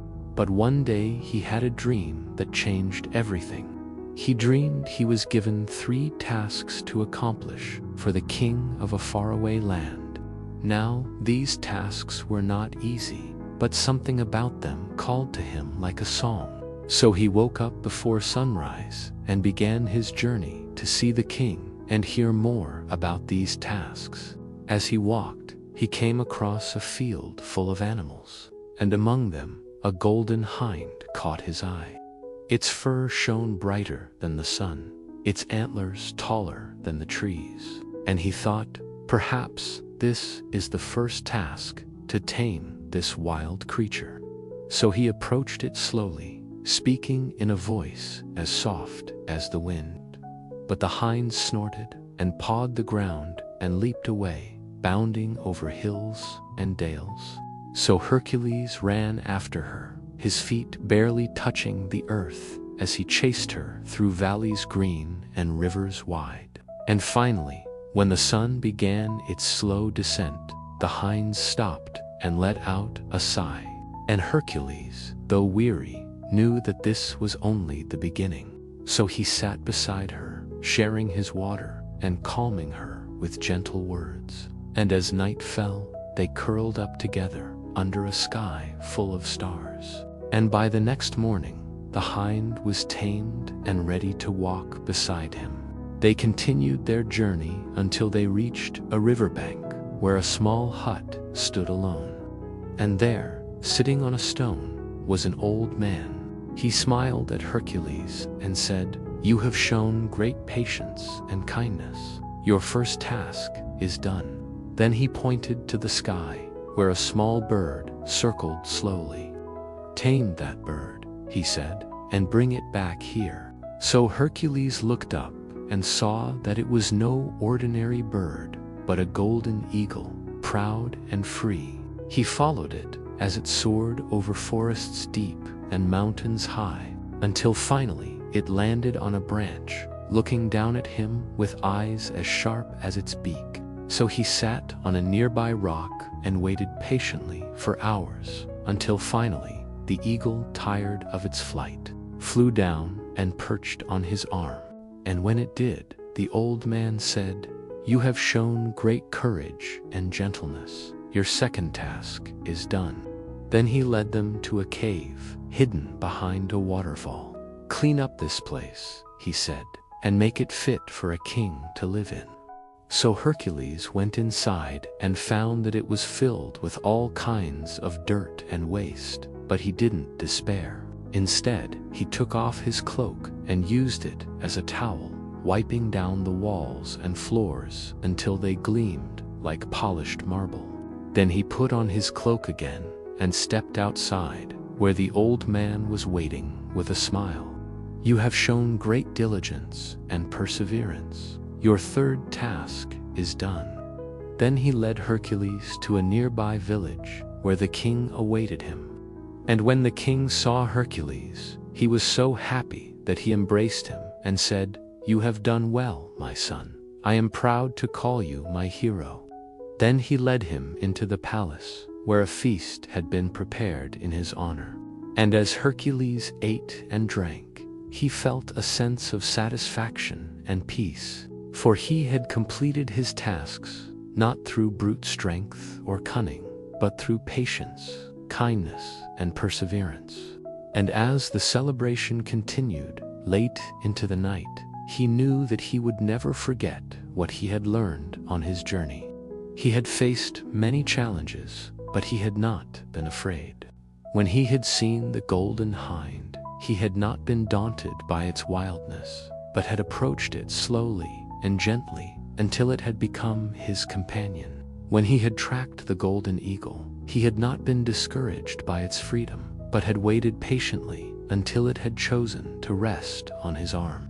And when he had cleaned the dirty cave, he had not complained about the hard work, but had done it with a cheerful heart. And now, as he sat at the king's feast, he knew that he was not just a hero, but a better person because of what he had learned on his journey. He had discovered the power of patience, the value of kindness, and the strength of perseverance. And he knew that he could carry these lessons with him for the rest of his life. As the night wore on, he shared stories of his journey with the king and the villagers. He told them how he had tamed the golden hind by being patient and kind, how he had captured the golden eagle by being courageous and gentle, and how he had cleaned the dirty cave by being diligent and cheerful. And as he spoke, the villagers leaned in, captivated by his tales. They had never heard of anyone who had tamed a golden hind or flown on the back of a golden eagle, and they were amazed by his stories of adventure. But most of all, they were impressed by his perseverance and determination. They had never met anyone who had faced so many challenges and come out on top with a smile on their face. And as Hercules finished his stories, the villagers erupted in applause. They cheered and celebrated their hero, and he basked in their adulation. He knew that he had accomplished something great, not just by completing the king's tasks, but by inspiring others along the way. But as the celebration came to an end, Hercules felt a sense of sadness. He had enjoyed his time in the village, and he was going to miss the people he had met. But he knew that his journey was not over yet. He still had to return home and resume his normal life. And as he prepared to leave, the king came up to him and placed a hand on his shoulder. "My son, you have done well," he said. "I am proud to call you my hero." Then he handed him a scroll. "This is your reward," he said. "It is a symbol of your bravery and perseverance." And when Hercules read the scroll, he was stunned. It was a proclamation from the king, declaring him a hero of the kingdom. It was a testament to his courage and determination, and he felt a surge of pride as he read it. Then he turned to go, and the villagers gathered around him, chanting his name and waving their hands. He smiled back at them, grateful for their support and admiration. But as he walked away, he knew that he would never forget what he had learned on his journey. He had faced many challenges, but he had not been afraid. He had shown kindness to the animals, courage to the eagle, and diligence to the cave. And now he was being rewarded for his efforts. He was not just a hero, but a role model for others. And as he continued his journey home, he reflected on what he had learned.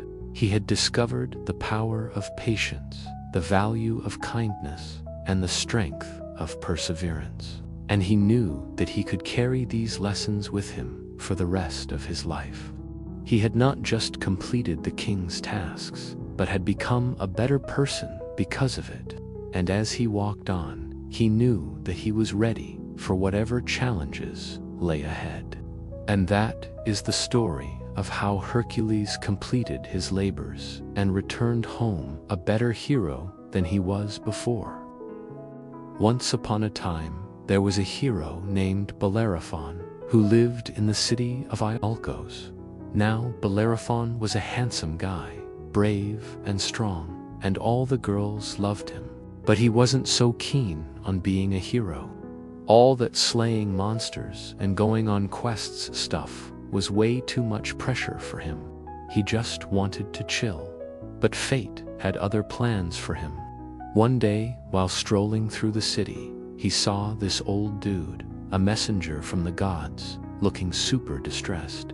So Bellerophon, being the nice guy he was, asked if everything was all right. And the messenger spilled the beans. See, King Poseidon had sent him to find someone worthy to ride his son Pegasus. You know, Pegasus, the majestic winged horse. But unfortunately, the old guy wasn't getting any younger and was afraid he would unfind the right person in time. Now, Bellerophon thought, maybe I could help. And immediately he had an idea. If he rode Pegasus, that would totally make him a hero. No more worries about slaying monsters or going on quests. He could just hang out with the gods. It was a brilliant plan. But then the old man said, "Wait, you can't ride Pegasus. Only a true hero can." And Bellerophon thought, well, now I have to become a hero. Awesome. Not so fast. The old man continued. You see, only someone pure of heart and untainted by deceit, can ride him. And guess what? Bellerophon was a bit of a liar and a trickster. He wasn't exactly the pure-hearted type, but he could fake it, right? So he agreed to give it a try. The old man led him outside the city to this cave where Pegasus was chilling. And when Bellerophon saw him, his jaw dropped. It was breathtaking. His wings were huge, like sails on a ship, and his body was white as snow. Bellerophon approached him, trying to look all heroic and stuff. But Pegasus snorted and stamped his foot, almost kicking Bellerophon's butt. Clearly, he wasn't buying this fake hero act. The old man said, "Hey, kiddo, you gotta win Pegasus's trust first. Just take it easy and be yourself." So they started playing some games together. Bellerophon pretended to be a fierce warrior, brandishing his sword and shield, but Pegasus just kept on mocking him, running circles around him. After a while, Bellerophon sat down on a nearby stone, defeated. He took off his helmet and let out a huge sigh. And in that moment, something amazing happened. Pegasus trotted over to him and nuzzled his hands. It was like a spark of magic had ignited between them, and the old man shouted, "Hooray! Looks like you've tamed him." And Bellerophon was like, "Sweet, let's fly to Olympus and party with the gods." But the old man was all, "Hold your horses," literally.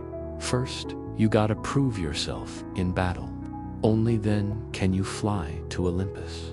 And Bellerophon was all, "Oh, come on, I don't want to fight." But the old man was like, "Too bad, kiddo, that's how it goes.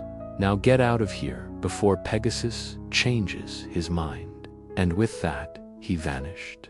So Bellerophon was left there thinking, well, I guess it's time to become a hero, whether I want to or not. He looked at Pegasus and said, "All right, buddy, let's do this thing." And with that, they flew into the sky. Now, soaring through the air on the back of a magical winged horse was truly a sight to behold. Bellerophon clung tightly to Pegasus's mane as they swooped and dived, feeling the wind whip through his hair. Below him, the world looked like a patchwork quilt, fields and forests, rivers and roads, all jumbled together. It was amazing. As the sun dipped below the horizon, the sky blazed with hues of orange and purple. Stars began to glimmer into existence, one by one, until the heavens were studded with diamonds. It was breathtaking. Bellerophon felt a sense of freedom he had never known before. Up here, high above the world, he was invincible. Nothing, absolutely nothing, could touch him. Then suddenly, a dark cloud loomed on the horizon, growing larger by the second. In a flash, it was upon them, unleashing torrents of rain that beat down on Bellerophon's face like needles. Thunder roared above them, and lightning flashed, momentarily illuminating the furious expression on Pegasus's face. The once gentle eyes were now narrowed, his nostrils flared, and his wings were beating hard against the wind. Suddenly, a bolt of lightning struck Pegasus's wing, and he cried out in pain. The wound was deep and blood-stained, the pure white feathers black. "Don't worry, buddy," Bellerophon shouted over the wind. "I'll help you." And with that, he grabbed his bow and arrows, which miraculously hadn't gotten wet, and turned to face the storm. Now, normally, Bellerophon was all about finding peaceful solutions to problems. You know, like talking things out or making a cool compromise. But this situation called for action, and he knew it. He took aim at the dark cloud, letting loose a volley of arrows that disappeared into the gloom.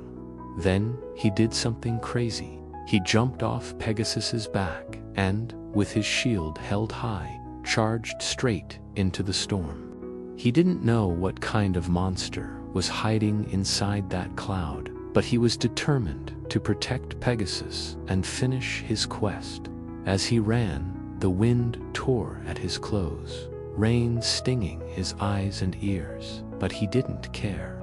This was his chance to prove himself, not just as a hero, but as a friend, too. Inside the cloud, the wind howled like a hungry wolf, whipping around Bellerophon, trying to knock him off his feet. But he held on tight to his shield, his legs churning as he raced forward. Suddenly, the ground beneath him cracked and split, and he tumbled down, down, into a dark and narrow cavern. Bellerophon landed with a thud, his shield clattering away into the darkness. Dazed, he looked around. The cavern was damp and smelled of mildew. Strange formations of stalactites and stalagmites rose from the floor and ceiling, and in the distance, he could hear the sound of rushing water. Struggling to his feet, he brushed dirt off his clothes and picked up his shield. Then he started walking, venturing deeper into the cavern. The sound of the rushing water grew louder, and soon he came upon a large chamber ahead. In the center of the room was a magnificent waterfall cascading down into a deep pool. Sunlight streamed in from a hole in the ceiling, creating a rainbow mist in the air. But it was what stood behind the falls that truly caught Bellerophon's attention. There, bathed in a soft golden light, was a beautiful woman. Her hair was long and flowing, her skin glowed with an ethereal light, and her eyes sparkled with wisdom and kindness. As she turned, revealing her face, Bellerophon gasped, for it was none other than Athena, the goddess of wisdom and courage. "Athena," he exclaimed, kneeling before her, "I seek your wisdom, guide me in my quest." Athena regarded him for a moment, her gaze penetrating, before speaking in a voice that resonated with power and grace. "Hero Bellerophon, your journey has been marked by bravery and determination, yet your quest is far from over." She raised a hand, and a golden trident materialized in her palm. "This is the token of my favor bestowed upon you for your valor. Take it, wield it with wisdom, and may it serve as a reminder of your purpose." Bellerophon accepted the trident, his hands trembling slightly. "I am honored, great Athena, but what is my purpose?" A knowing smile touched Athena's lips. "Your purpose, Bellerophon, lies in the balance between strength and wisdom. Use the trident wisely, and it will aid you in your battles, guiding your path to victory. But remember, true strength is not just physical, it is also found in wisdom and justice." With that, Athena vanished, leaving Bellerophon in awe. He clutched the golden trident, its weight, a comforting presence in his hand. He knew his quest was far from over, but with Athena's wisdom and his own determination, he was ready to face whatever challenges lay ahead. And as he turned to leave the cavern, a new sense of purpose filled him. He would use the trident not just as a weapon, but as a symbol of wisdom and justice. He was no longer just a hero seeking glory. He was a champion of the people, a protector of the innocent. Emerging from the cavern, the storm had vanished and the sky was clear, the sun shining brightly once more. As Bellerophon mounted Pegasus once again, he knew that his journey was just beginning. With the wisdom of Athena guiding him, he was ready to face any monster, any challenge. His heart swelled with courage, his spirit soared with hope. He was no longer just Bellerophon, son of King Sisyphus. He was Bellerophon, the hero, the champion. Pegasus spread his magnificent wings, catching the sunlight, and with a powerful beat, they launched themselves into the air. Together, hero and winged horse became one, their spirits intertwined in a bond of courage and adventure.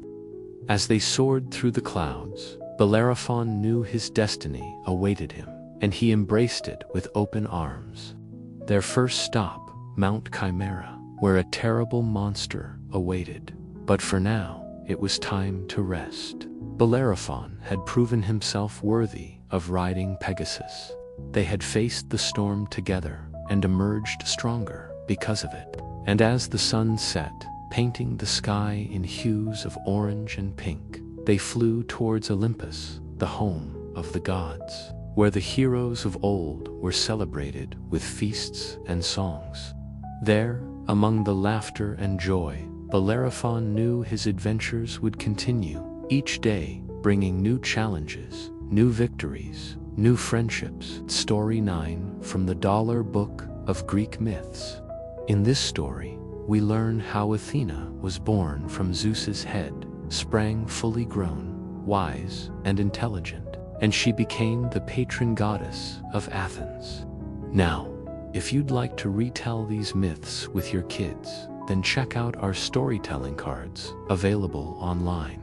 We've taken all 9 stories from this book and made them into beautiful illustrated cards, which you can use to tell the stories in your own words or use as inspiration for creative writing prompts. You can even use them with figurines, such as Lego S or action figures, to help bring the stories to life. As always, before we start, I just ask that you please remember to like this video. Now, without further ado, let's get started. The birth of Athena. Now, Athena was a very special child. She didn't need a mother. In fact, she sprang fully grown from the head of her father, Zeus, after he swallowed his pregnant wife, Medusa, who had previously been the goddess of wisdom and the embodiment of intelligence. So Athena was the personification of wisdom and intelligence, calm and clear thinking, always ready with the right answer. And when it came time for her to be born, Zeus felt a terrible pain in his head. He couldn't think straight, and his vision blurred. He called out to his brother Poseidon, the god of the sea, for help, but Poseidon wasn't there. So instead, Zeus went to Hephaestus, the lame blacksmith god, and asked him to split open his skull. Now, the only way that they could do this was by creating an opening at the top of Zeus's head so that Athena could emerge. But Athena was so large that Zeus was afraid that his skin would rip apart.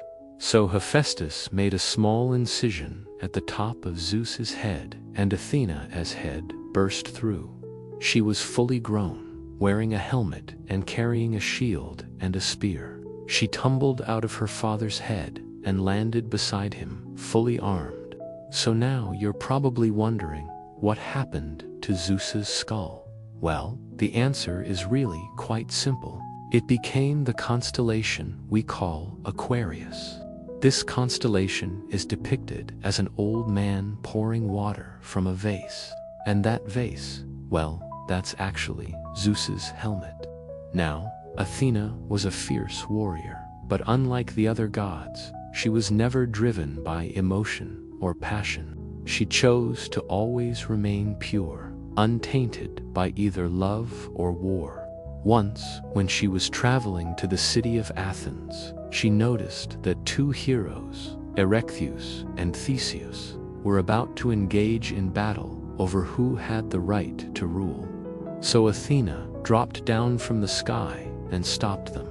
She told them that whoever of the 2 could harness her favor would become king of Athens.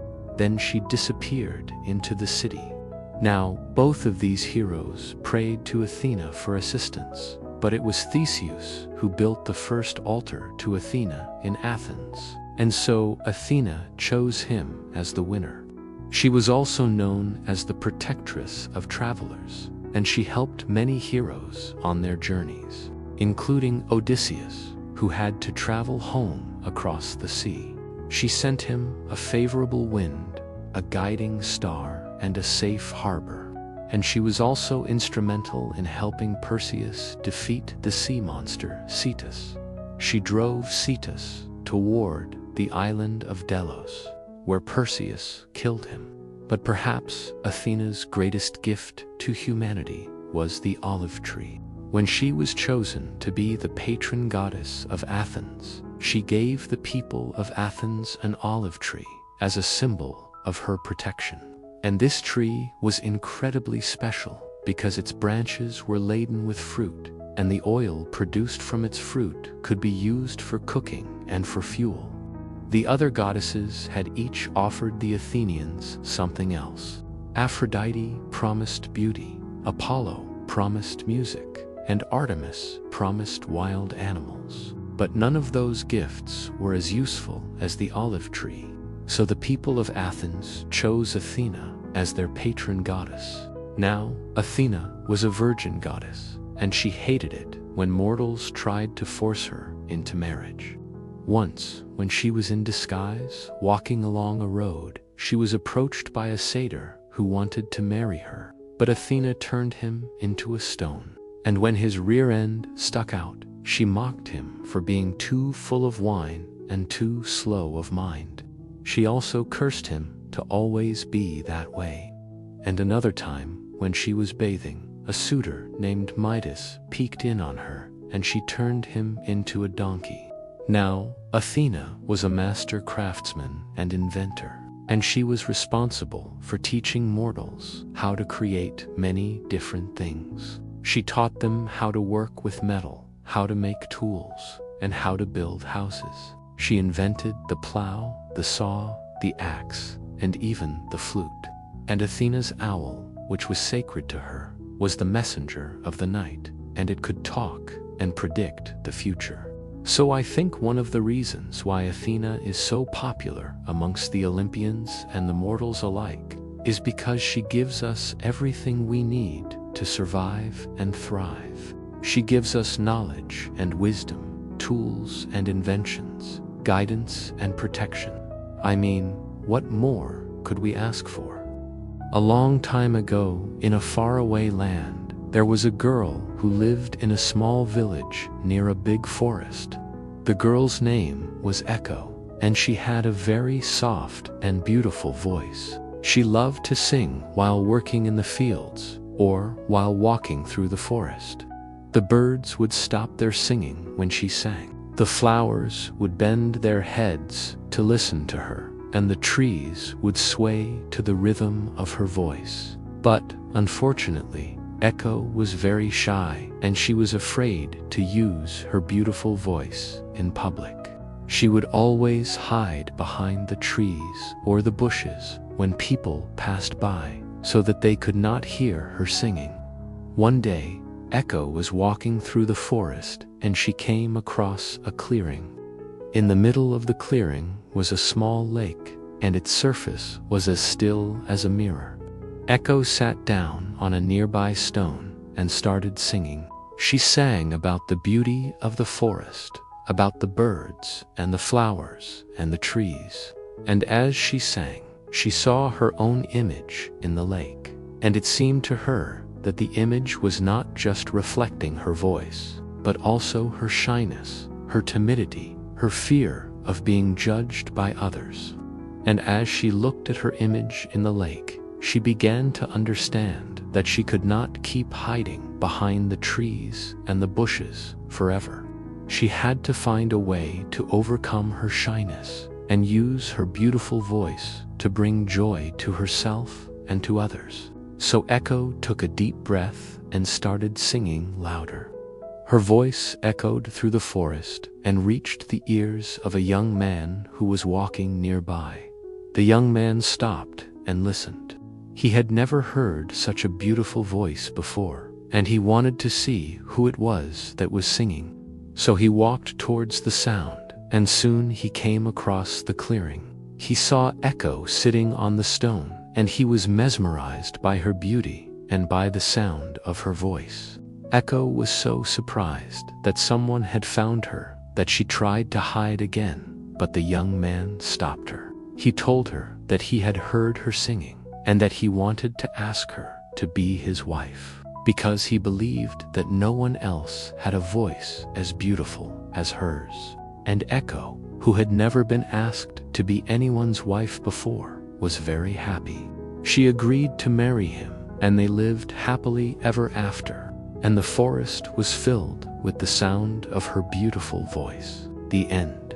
Friends, this story is about a girl named Echo, who was very shy and afraid to use her beautiful voice in public. She lived in a small village near a big forest, and she would always hide behind the trees or the bushes when people passed by, so that they could not hear her singing. One day, Echo was walking through the forest, and she came across a clearing. In the middle of the clearing was a small lake, and its surface was as still as a mirror. Echo sat down on a nearby stone and started singing, and as she sang, she saw her own image in the lake, and it seemed to her that the image was not just reflecting her voice, but also her shyness, her timidity, her fear of being judged by others. And as she looked at her image in the lake, she began to understand that she could not keep hiding behind the trees and the bushes forever. She had to find a way to overcome her shyness and use her beautiful voice to bring joy to herself and to others. So Echo took a deep breath and started singing louder.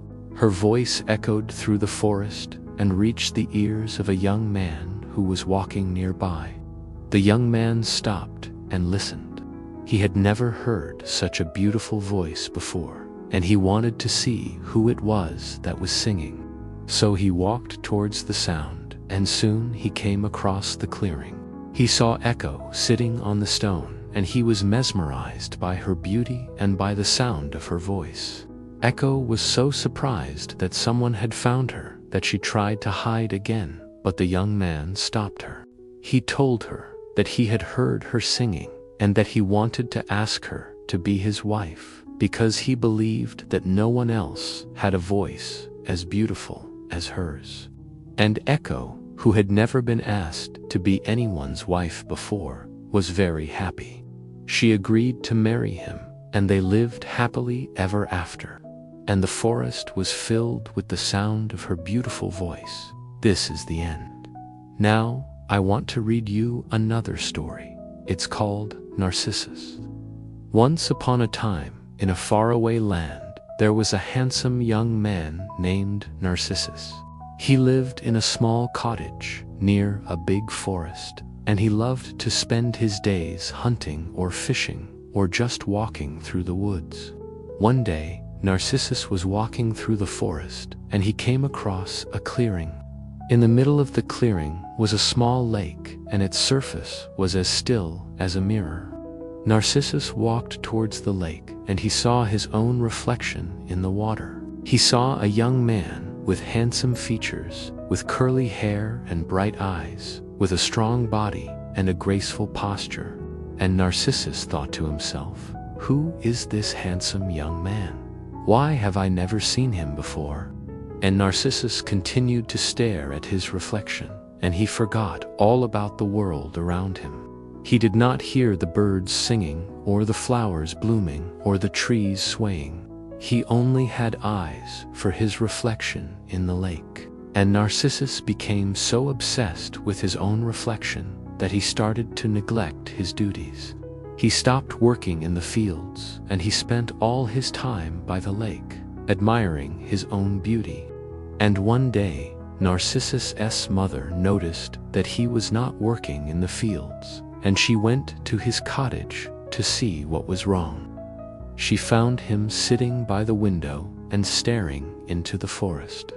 She asked him what he was doing, and Narcissus replied, "I am looking for a handsome young man whom I saw in the forest. I want to be his friend." And Narcissus's mother was very worried about him, because she knew that he was not talking about a real person, but about his own reflection in the lake. She went to the lake, and she saw Narcissus's reflection, and she understood that he had fallen in love with himself. And Narcissus's mother tried to pull him out of his obsession, but he would not listen to her. He continued to stare at his reflection, and he dreamed of being as handsome and beautiful as he saw himself in the lake. And Narcissus's mother was very sad for him, because she knew that he was wasting his life away.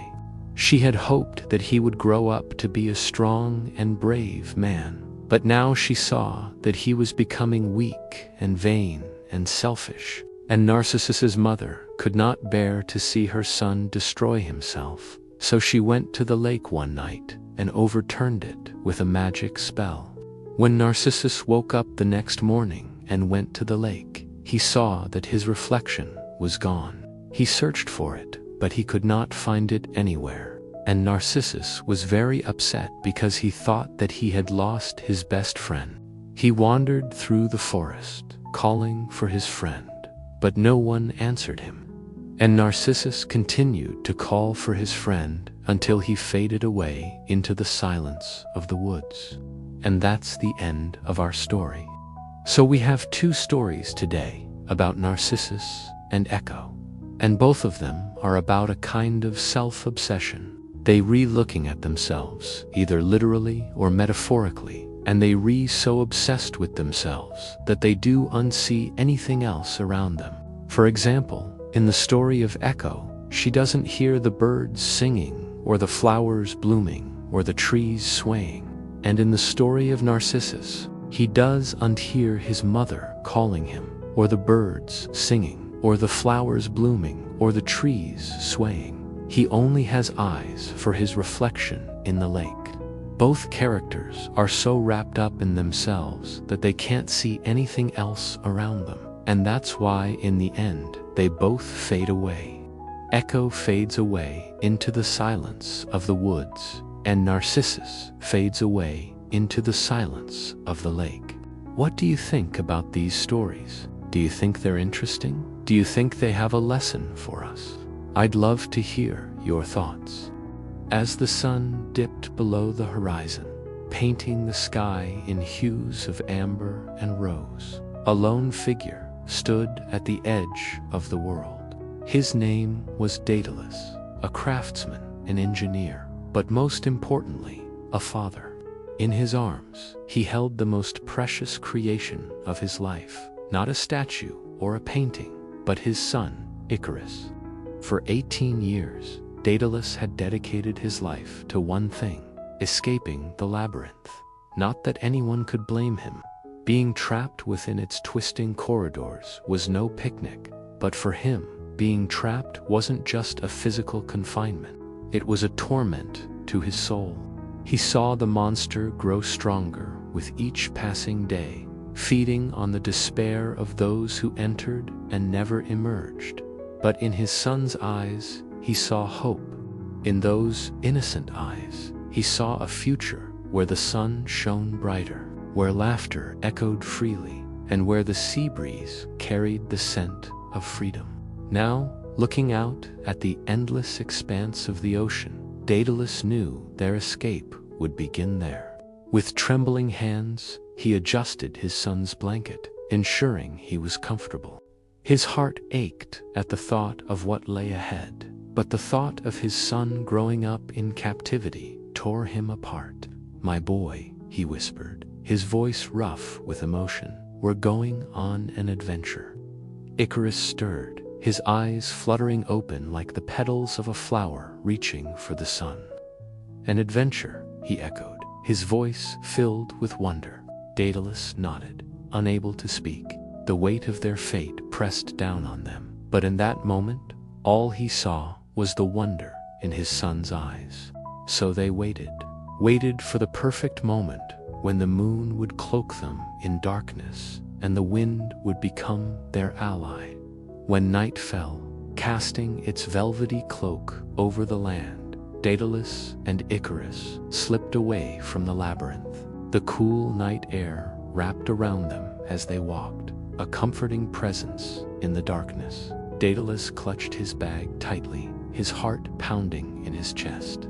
Inside that bag were the tools that represented their only chance, the wings he had spent countless nights crafting in secret. They were magnificent, a testament to his skill and desperation. 2 large wings, strong and light, made from feathers and linen, held together by the strongest glue he could make. These wings were their ticket to freedom. but they were also their most dangerous risk. If it didn't work, if they couldn't fly, then, well, he didn't want to think about it. The beach was deserted under the moonlight, a vast expanse of silver and shadow. The waves whispered secrets to the shore, secrets of distant lands and dreams beyond the horizon. As they reached the water's edge, Daedalus helped his son take off his blanket, the cool sand between their toes, a reminder of the journey they had come so far. And now the time had come for the greatest adventure of their lives. With a deep breath, Daedalus unfolded the wings, their size almost overwhelming. He carefully strapped them to his son's shoulders, making sure everything was secure. Then he turned to help Icarus with his own wings. The leather straps bit into his shoulders, but it was a pain he welcomed. This hurt meant hope, meant freedom. When they were ready, Daedalus took his son's hand, his fingers intertwined with those small, trusting ones. "Are you scared, my boy?" he asked, his voice barely a whisper. Icarus looked at him, his eyes shining with determination. "No," he said, and Daedalus believed him. They started walking into the water, the waves lapping at their feet. The water was cold, but it invigorated them, preparing them for what lay ahead. Soon the water was up to their knees, then their waists. Daedalus felt a surge of fear, but he pushed it down. There was no turning back now.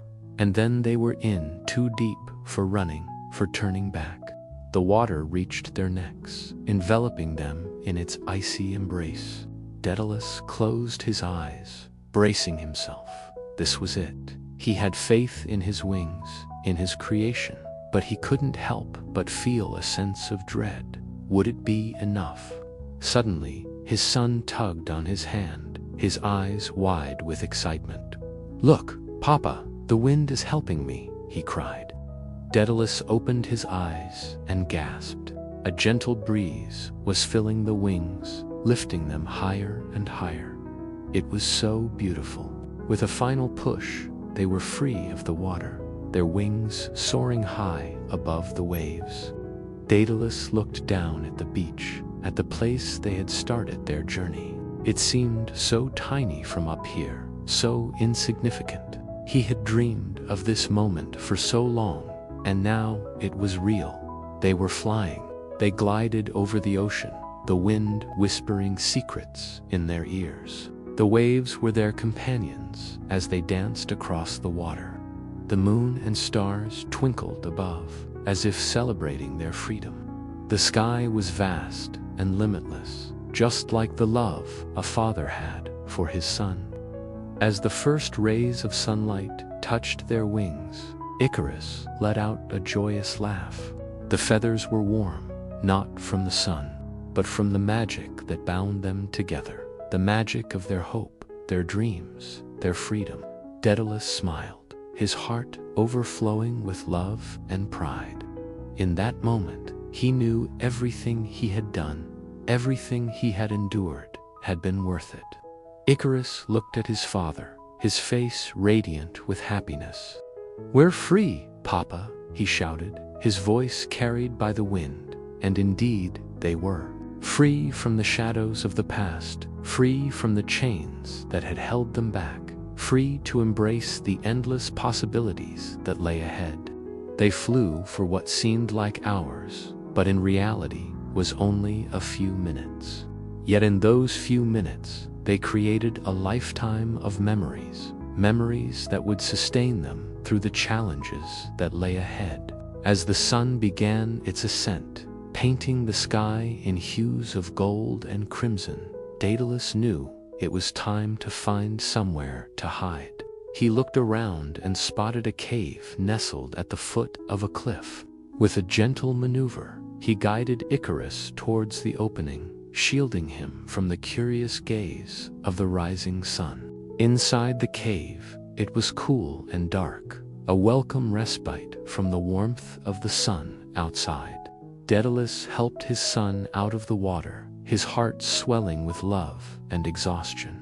Together, they wrung out their clothes, the sound of dripping water echoing in the stillness of the cave. When they were a little drier, Daedalus took off his son's wings, folding them with reverence.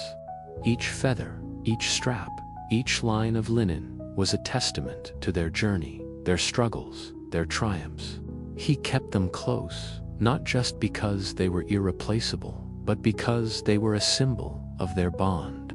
A bond forged in the fires of adversity, tempered by the winds of freedom. As the first rays of sunlight filtered through the cracks in the cave, illuminating particles of dust dancing in the air, Daedalus looked at Icarus. His son was fast asleep, his face peaceful and serene. The image was burned into Daedalus's memory, a treasure he would hold close for the rest of his life. He watched over his sleeping son, his heart filled with a mix of emotions, fear, pride, love. He was afraid of what might lie ahead, of the challenges, of the dangers, but mostly he was afraid of losing his son. He had already lost so much, his freedom, his peace, his very hope. He couldn't bear the thought of losing Icarus to pit. As the sun climbed higher in the sky, bathing the cave in a golden glow, he knew he had done everything he could for now. All he could do was trust his son, trust in the strength of his spirit, trust in the bond that connected them. So Daedalus settled down beside Icarus, wrapping his arms around his sleeping son. He closed his eyes, letting the warmth of the sun and the love for his son envelop him. In that moment, he knew he was exactly where he was supposed to be, with the person he loved the most in the world. Under the watchful gaze of the sun and the embrace of the earth, they would face whatever came next, together. As the day wore on, the sun climbing higher and higher in the sky, Daedalus felt a sense of calm wash over him. He knew they had made it. They had escaped the labyrinth. They had flown across the sea. They were free. But as the sun began its slow descent, casting long shadows across the cave floor, a sense of foreboding crept into Daedalus's heart.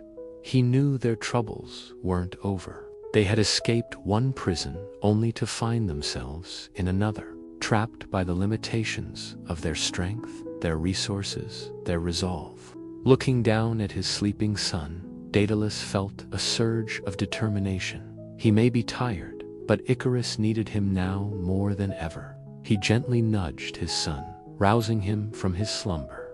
"My boy," he whispered, his voice hoarse with fatigue, "it's time to wake up." Icarus stirred, his eyes fluttering open like a startled fawn.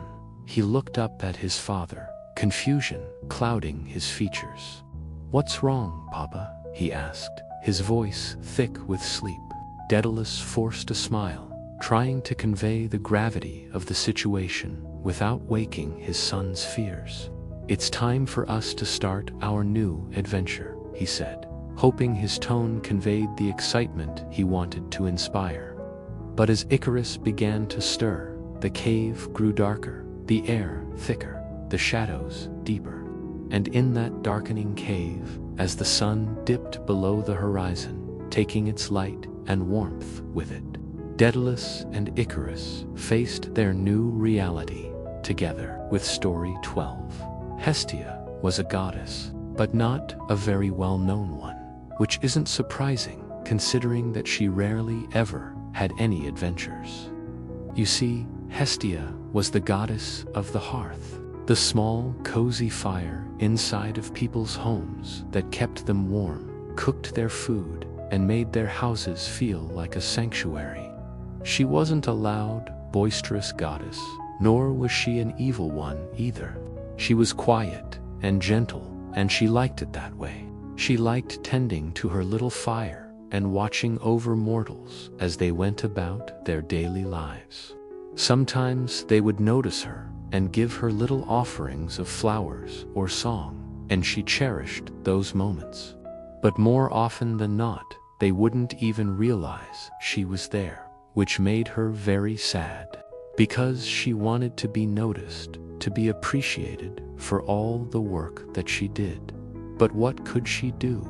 She tried making her fire bigger and brighter, hoping that would make people take notice. But there were only so many flowers and songs to go around, and after a while, even those stopped coming. So she just ended up retreating into herself more and more, until the only time she really left her temple was to visit her siblings. And even then, she only saw them when they came to her temple, for she didn't want to disturb their godly duties by taking up too much of their time.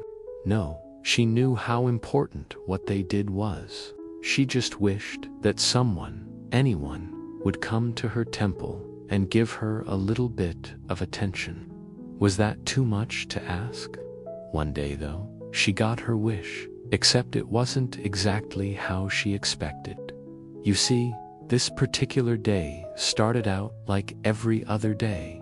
The sun rose, the birds sang, and people got on with their lives.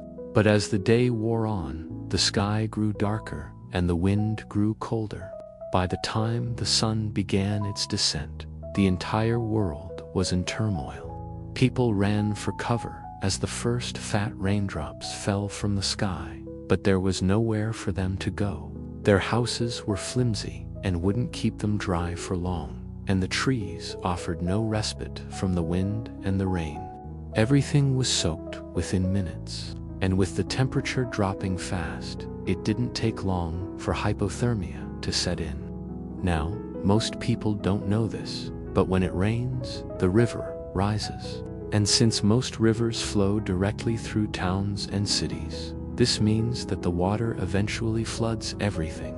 Whole streets became impassable, forcing people to abandon their homes and flee to higher ground. All the while, the rain continued to fall, and the wind continued to blow, determined to destroy everything in sight.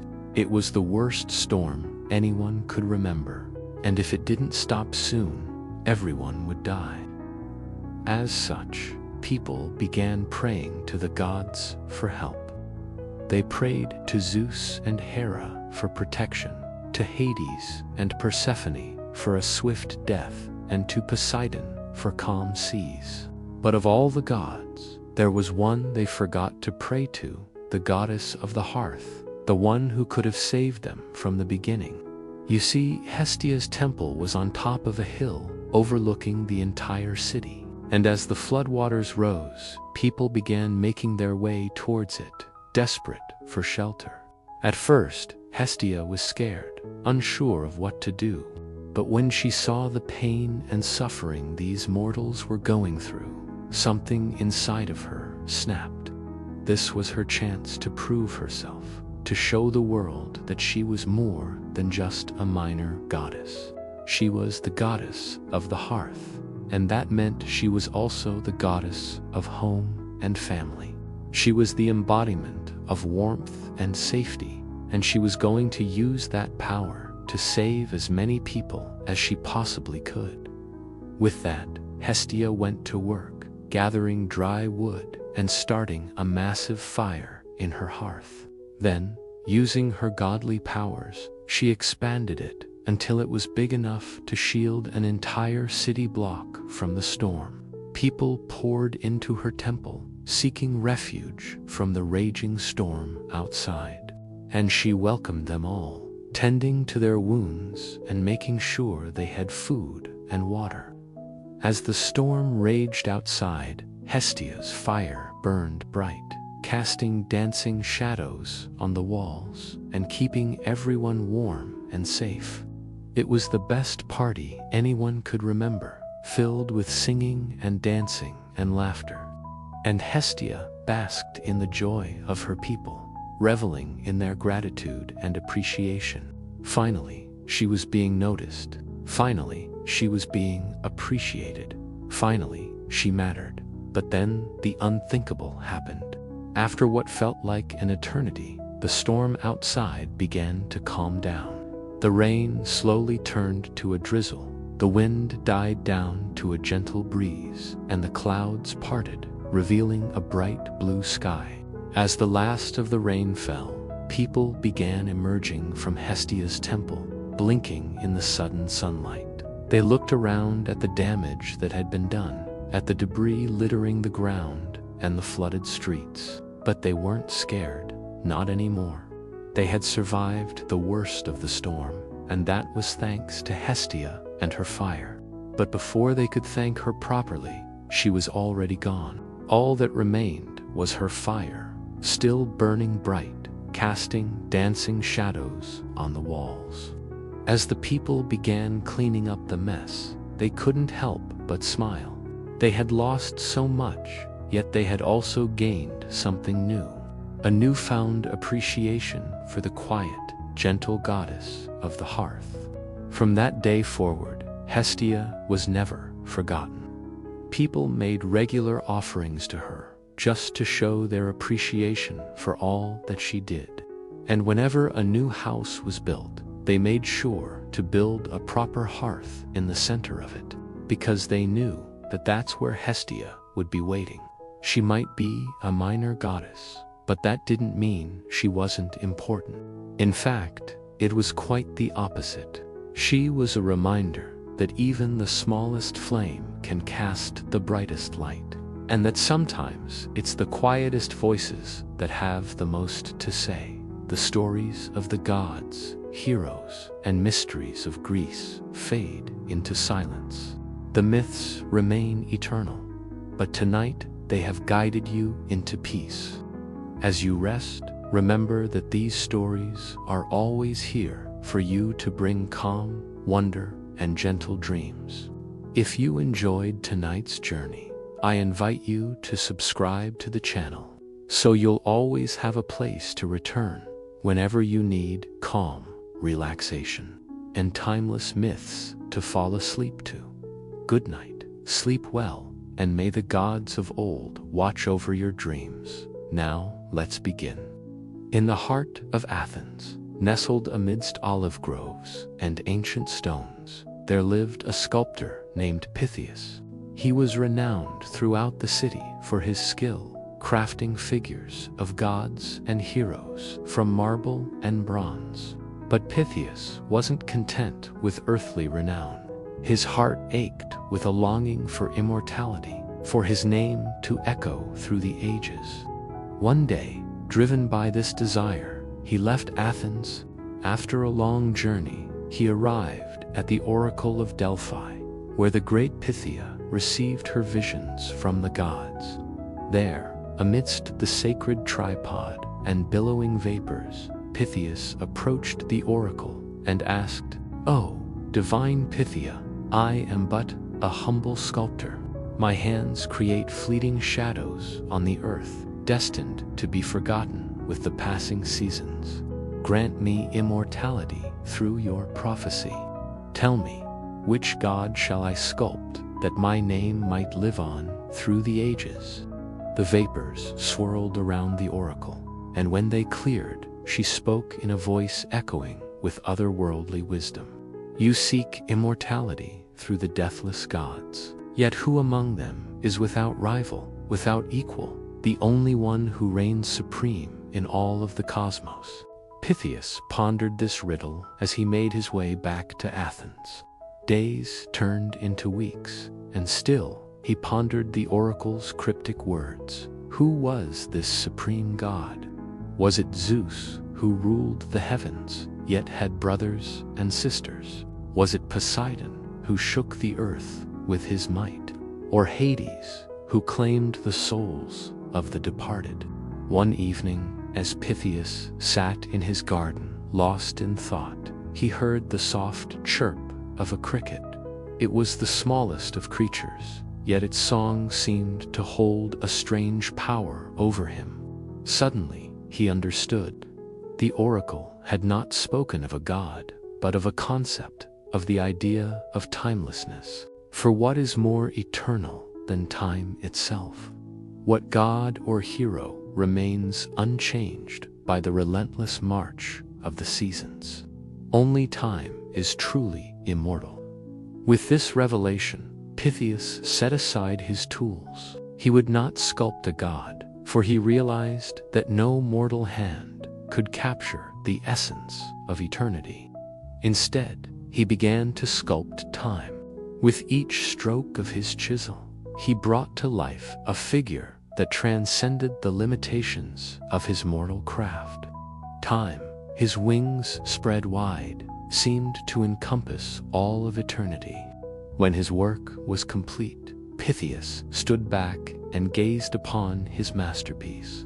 In that moment, he understood that his name would indeed echo through the ages, not because he had captured a god in stone, but because he had dared to sculpt eternity itself. And so it was that Pythias, the humble sculptor, achieved immortality, not in the way he had originally envisioned, but in a far greater and more profound way. For who can escape the relentless march of time? Who can conquer death?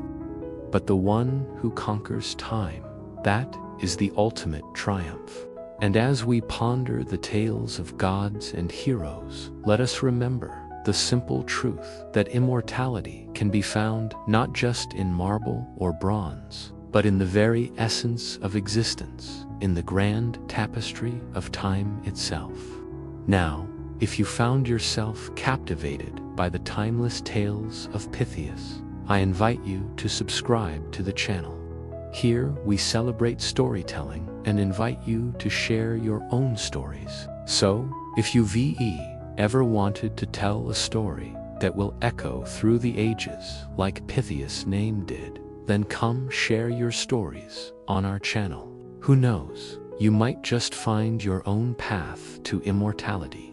And as we part ways for now, remember the words of the wise. A good story has the power to transport us to another realm, where the boundaries of reality are blurred and the impossible becomes possible. Until next time, may your own stories inspire and captivate all who listen. Thank you. Welcome to a journey back in time. Close your eyes, take a deep breath, and let me guide you into a world of ancient myths, powerful gods, and timeless stories that have been told for thousands of years. Tonight, you'll drift into sleep with the legends of Greek mythology, stories whispered by the wind, carried across the seas, and carved into stone temples under the starlit skies of Greece. As you listen, let the myths unfold gently like a dream, and allow these stories of gods, heroes, and magical creatures to carry you into a deep, restful slumber. If you enjoy these stories, don't forget to subscribe to the channel so you can return night after night to explore more myths and histories from the ancient world. Now, let's begin. Story 1: The Birth of the World, Chaos to Cosmos. In the grand theater of existence, where the script of life is written in the stars, every story has a beginning, and the story of our world is no exception. It all started with a concept so simple, yet profound: chaos, not in the sense of disorder, but as the very essence of potential, a void pregnant with possibility. Imagine a canvas of infinite black, not the empty darkness of night, but the absence of everything, a state before time began its relentless march. In this timeless expanse, there was no up or down, left or right, no past, present, or future, just an eternal stillness that defied the boundaries of comprehension.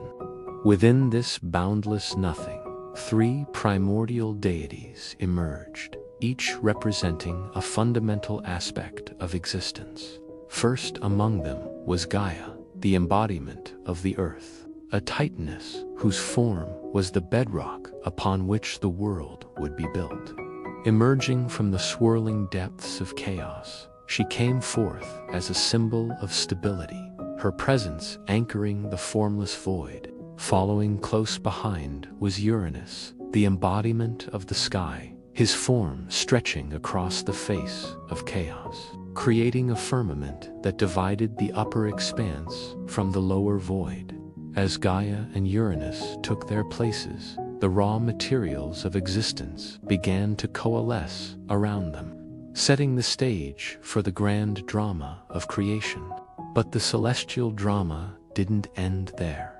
From the union of Gaia and Uranus, 6 children were born, the Titans, colossal in size and immense in power. These Titans, embodiments of the fundamental forces of nature, roamed freely in the primeval world, their every move shaping the raw canvas of existence. Their sister, Tethys, the personification of seawater, flowed through the nascent world, bringing with her the life-giving essence that would nurture life in all its forms. Atlas, with his back burdened by the weight of the heavens, held up the sky, creating the first division between earth and sky. Prometheus, the cunning, defied the gods to bestow fire upon mortals, bridging the gap between the divine and the human. His brother Epimetheus, on the other hand, heeded the advice of the gods, ensuring the survival and prosperity of the animals.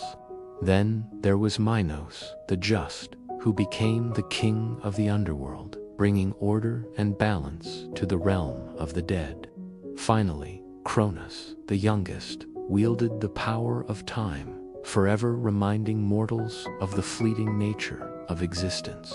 Thus, from the union of primal forces, the Titans were born, populating the newborn cosmos with their uninspiring presence. The world, once a formless void, was now teeming with life and movement. The Titans, in their primordial wisdom, understood their roles in maintaining the balance of this young world. They recognized that their actions had consequences, that their every move could shape the destiny of the world. Yet despite their colossal forms and godlike powers, the Titans were not seen as rulers of this new world. They were, in fact, caretakers, ensuring that the delicate balance of existence remained undisturbed. As the eons passed, the Titans continued their eternal dance, shaping and reshaping the world according to the will of the cosmos. And so the world turned from a chaotic void into a vibrant, living entity. The stillness was replaced by the gentle rustle of life. The endless expanse of night gave way to the twinkling brilliance of stars. Stars flickered into existence, one by one, each becoming a tiny furnace of creation, each holding within it the potential for life. And as these celestial fires ignited, they cast their warm glow upon the Titans, illuminating their colossal forms as they continued their eternal dance. Slowly, ever so slowly, the world began to take shape. Mountains rose, valleys formed, and the oceans swelled, all under the watchful gaze of the Titans. This was not a world of chaos anymore.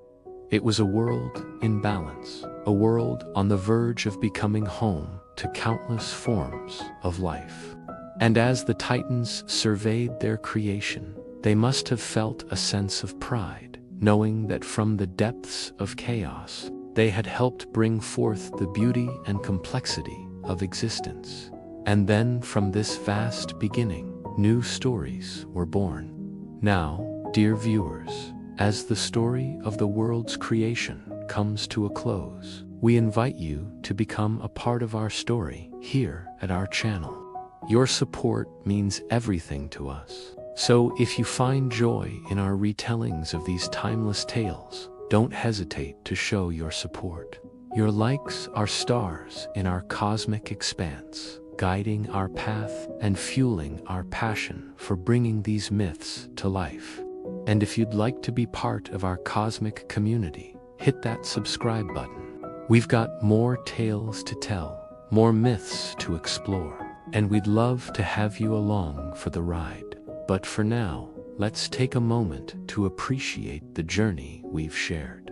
From the depths of chaos to the birth of the Titans, we've witnessed the unfolding of existence, the emergence of life from the void. It's a story that resonates with the deepest yearnings of our human experience. The quest for meaning and purpose in a vast and sometimes indifferent universe. The Titans, with their primordial wisdom and unwavering dedication to balance, serve as a reminder of our own potential. Like them, we too are tasked with shaping our world, with tending to the delicate balance that sustains life. As we step away from this primordial creation, let us carry with us the lessons learned, the balance upheld, the stories shared. Let the echoes of these ancient tales guide us in our own journeys, reminding us of the beauty and complexity of existence. For in the grand theater of existence, our story is not just being written, it's being lived, breathed, and passed down through the ages. And who knows, maybe one day your story will echo through the void, inspiring others as they navigate their own journeys through the vast expanse of life. Long ago, in the mythical days of old, there lived a fierce and powerful Titan named Kronos. Now, Kronos was the leader of the Titans, a race of colossal gods who ruled over the cosmos before the age of mankind. But despite his immense power and strength, Kronos was a god burdened by a terrible destiny. You see, an ancient prophecy foretold that one day his own children would rise against him and steal his power. And consumed by fear, Kronos desperately tried to alter this grim fate. Now, when his first wife, the Titan goddess Gaia, bore him 5 children, 4 sons, and a daughter, he swallowed each one whole, keeping them safe within his eternally hungry belly. But his wife, clever and quick-witted Gaia, she had heard enough. When she became pregnant with their 6th child, a son, she tricked her husband into swallowing a stone wrapped in swaddling instead. Then, escaping to the hidden caves of the earth, she gave birth to their son in secret and hid the babe away from his father's sight. This was the beginning of the end for Kronos, for the babe was none other than Zeus, destined to be the greatest god of all. And so we find ourselves on the mystical island of Crete, where amidst the labyrinthine passages of a secret cave, a tiny babe lay nestled in a basket woven from reeds. His name was Zeus, son of Kronos, and his future was as bright and limitless as the sky above. Around him, the walls of the cave echoed with the soft lull of ocean waves, a lullaby that soothed him into peaceful slumbers. But Zeus wasn't alone in this secluded sanctuary. Beside his basket stood Amalthea, a gentle goat whose soft bleating and warm milk nurtured the infant god. Her large, soulful eyes watched over him, her presence as protective as any shield. And beneath the Milky Way, stretching out like a blanket of stars, Zeus grew. He grew unaware of the danger that lurked just beyond the cave's mouth, unaware of the prophecy that tied his destiny to his father's doom.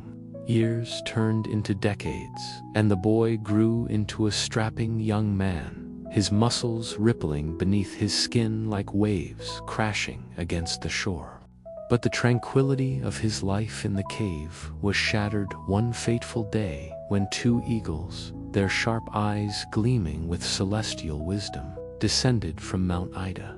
Their message from his sister, Demeter, was urgent. It spoke of their father's tyranny, of the other Titans imprisoned in the dark abyss beneath the earth, and of Zeus's crucial role in their liberation. The news shook Zeus, stirring within him a potent mix of anger and determination. He looked towards Amalthea, her gentle face etched with worry, and then to the starry sky, his eyes hardening with resolve. It was time for him to fulfill his destiny.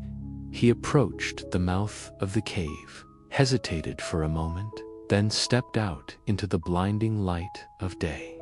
As Zeus emerged from his secluded haven, the world unfolded before him, vast and brimming with possibility. Yet he knew that his journey wouldn't be easy. His father, Kronos, was a formidable god, his power rivaled only by his cunning. But Zeus wasn't alone. In addition to his loyal goat companion, he had inherited the strength of the Titans, the wisdom of the gods, and most importantly, the unwavering support of his mother, Rhea. With their backing, he felt a surge of confidence that bolstered his resolve. But as he ventured forth, it became evident that Kronos wasn't the only one watching him.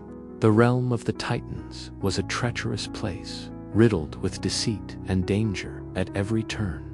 Ambushes and traps lay in wait, orchestrated by Kronos' relentless pursuit of power. However, Zeus, with the help of his eagle companions, managed to evade each one, his courage growing with every challenge he overcame.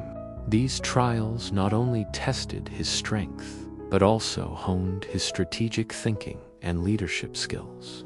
They were the crucible in which the great Zeus, the supreme leader of the Olympians, was forged.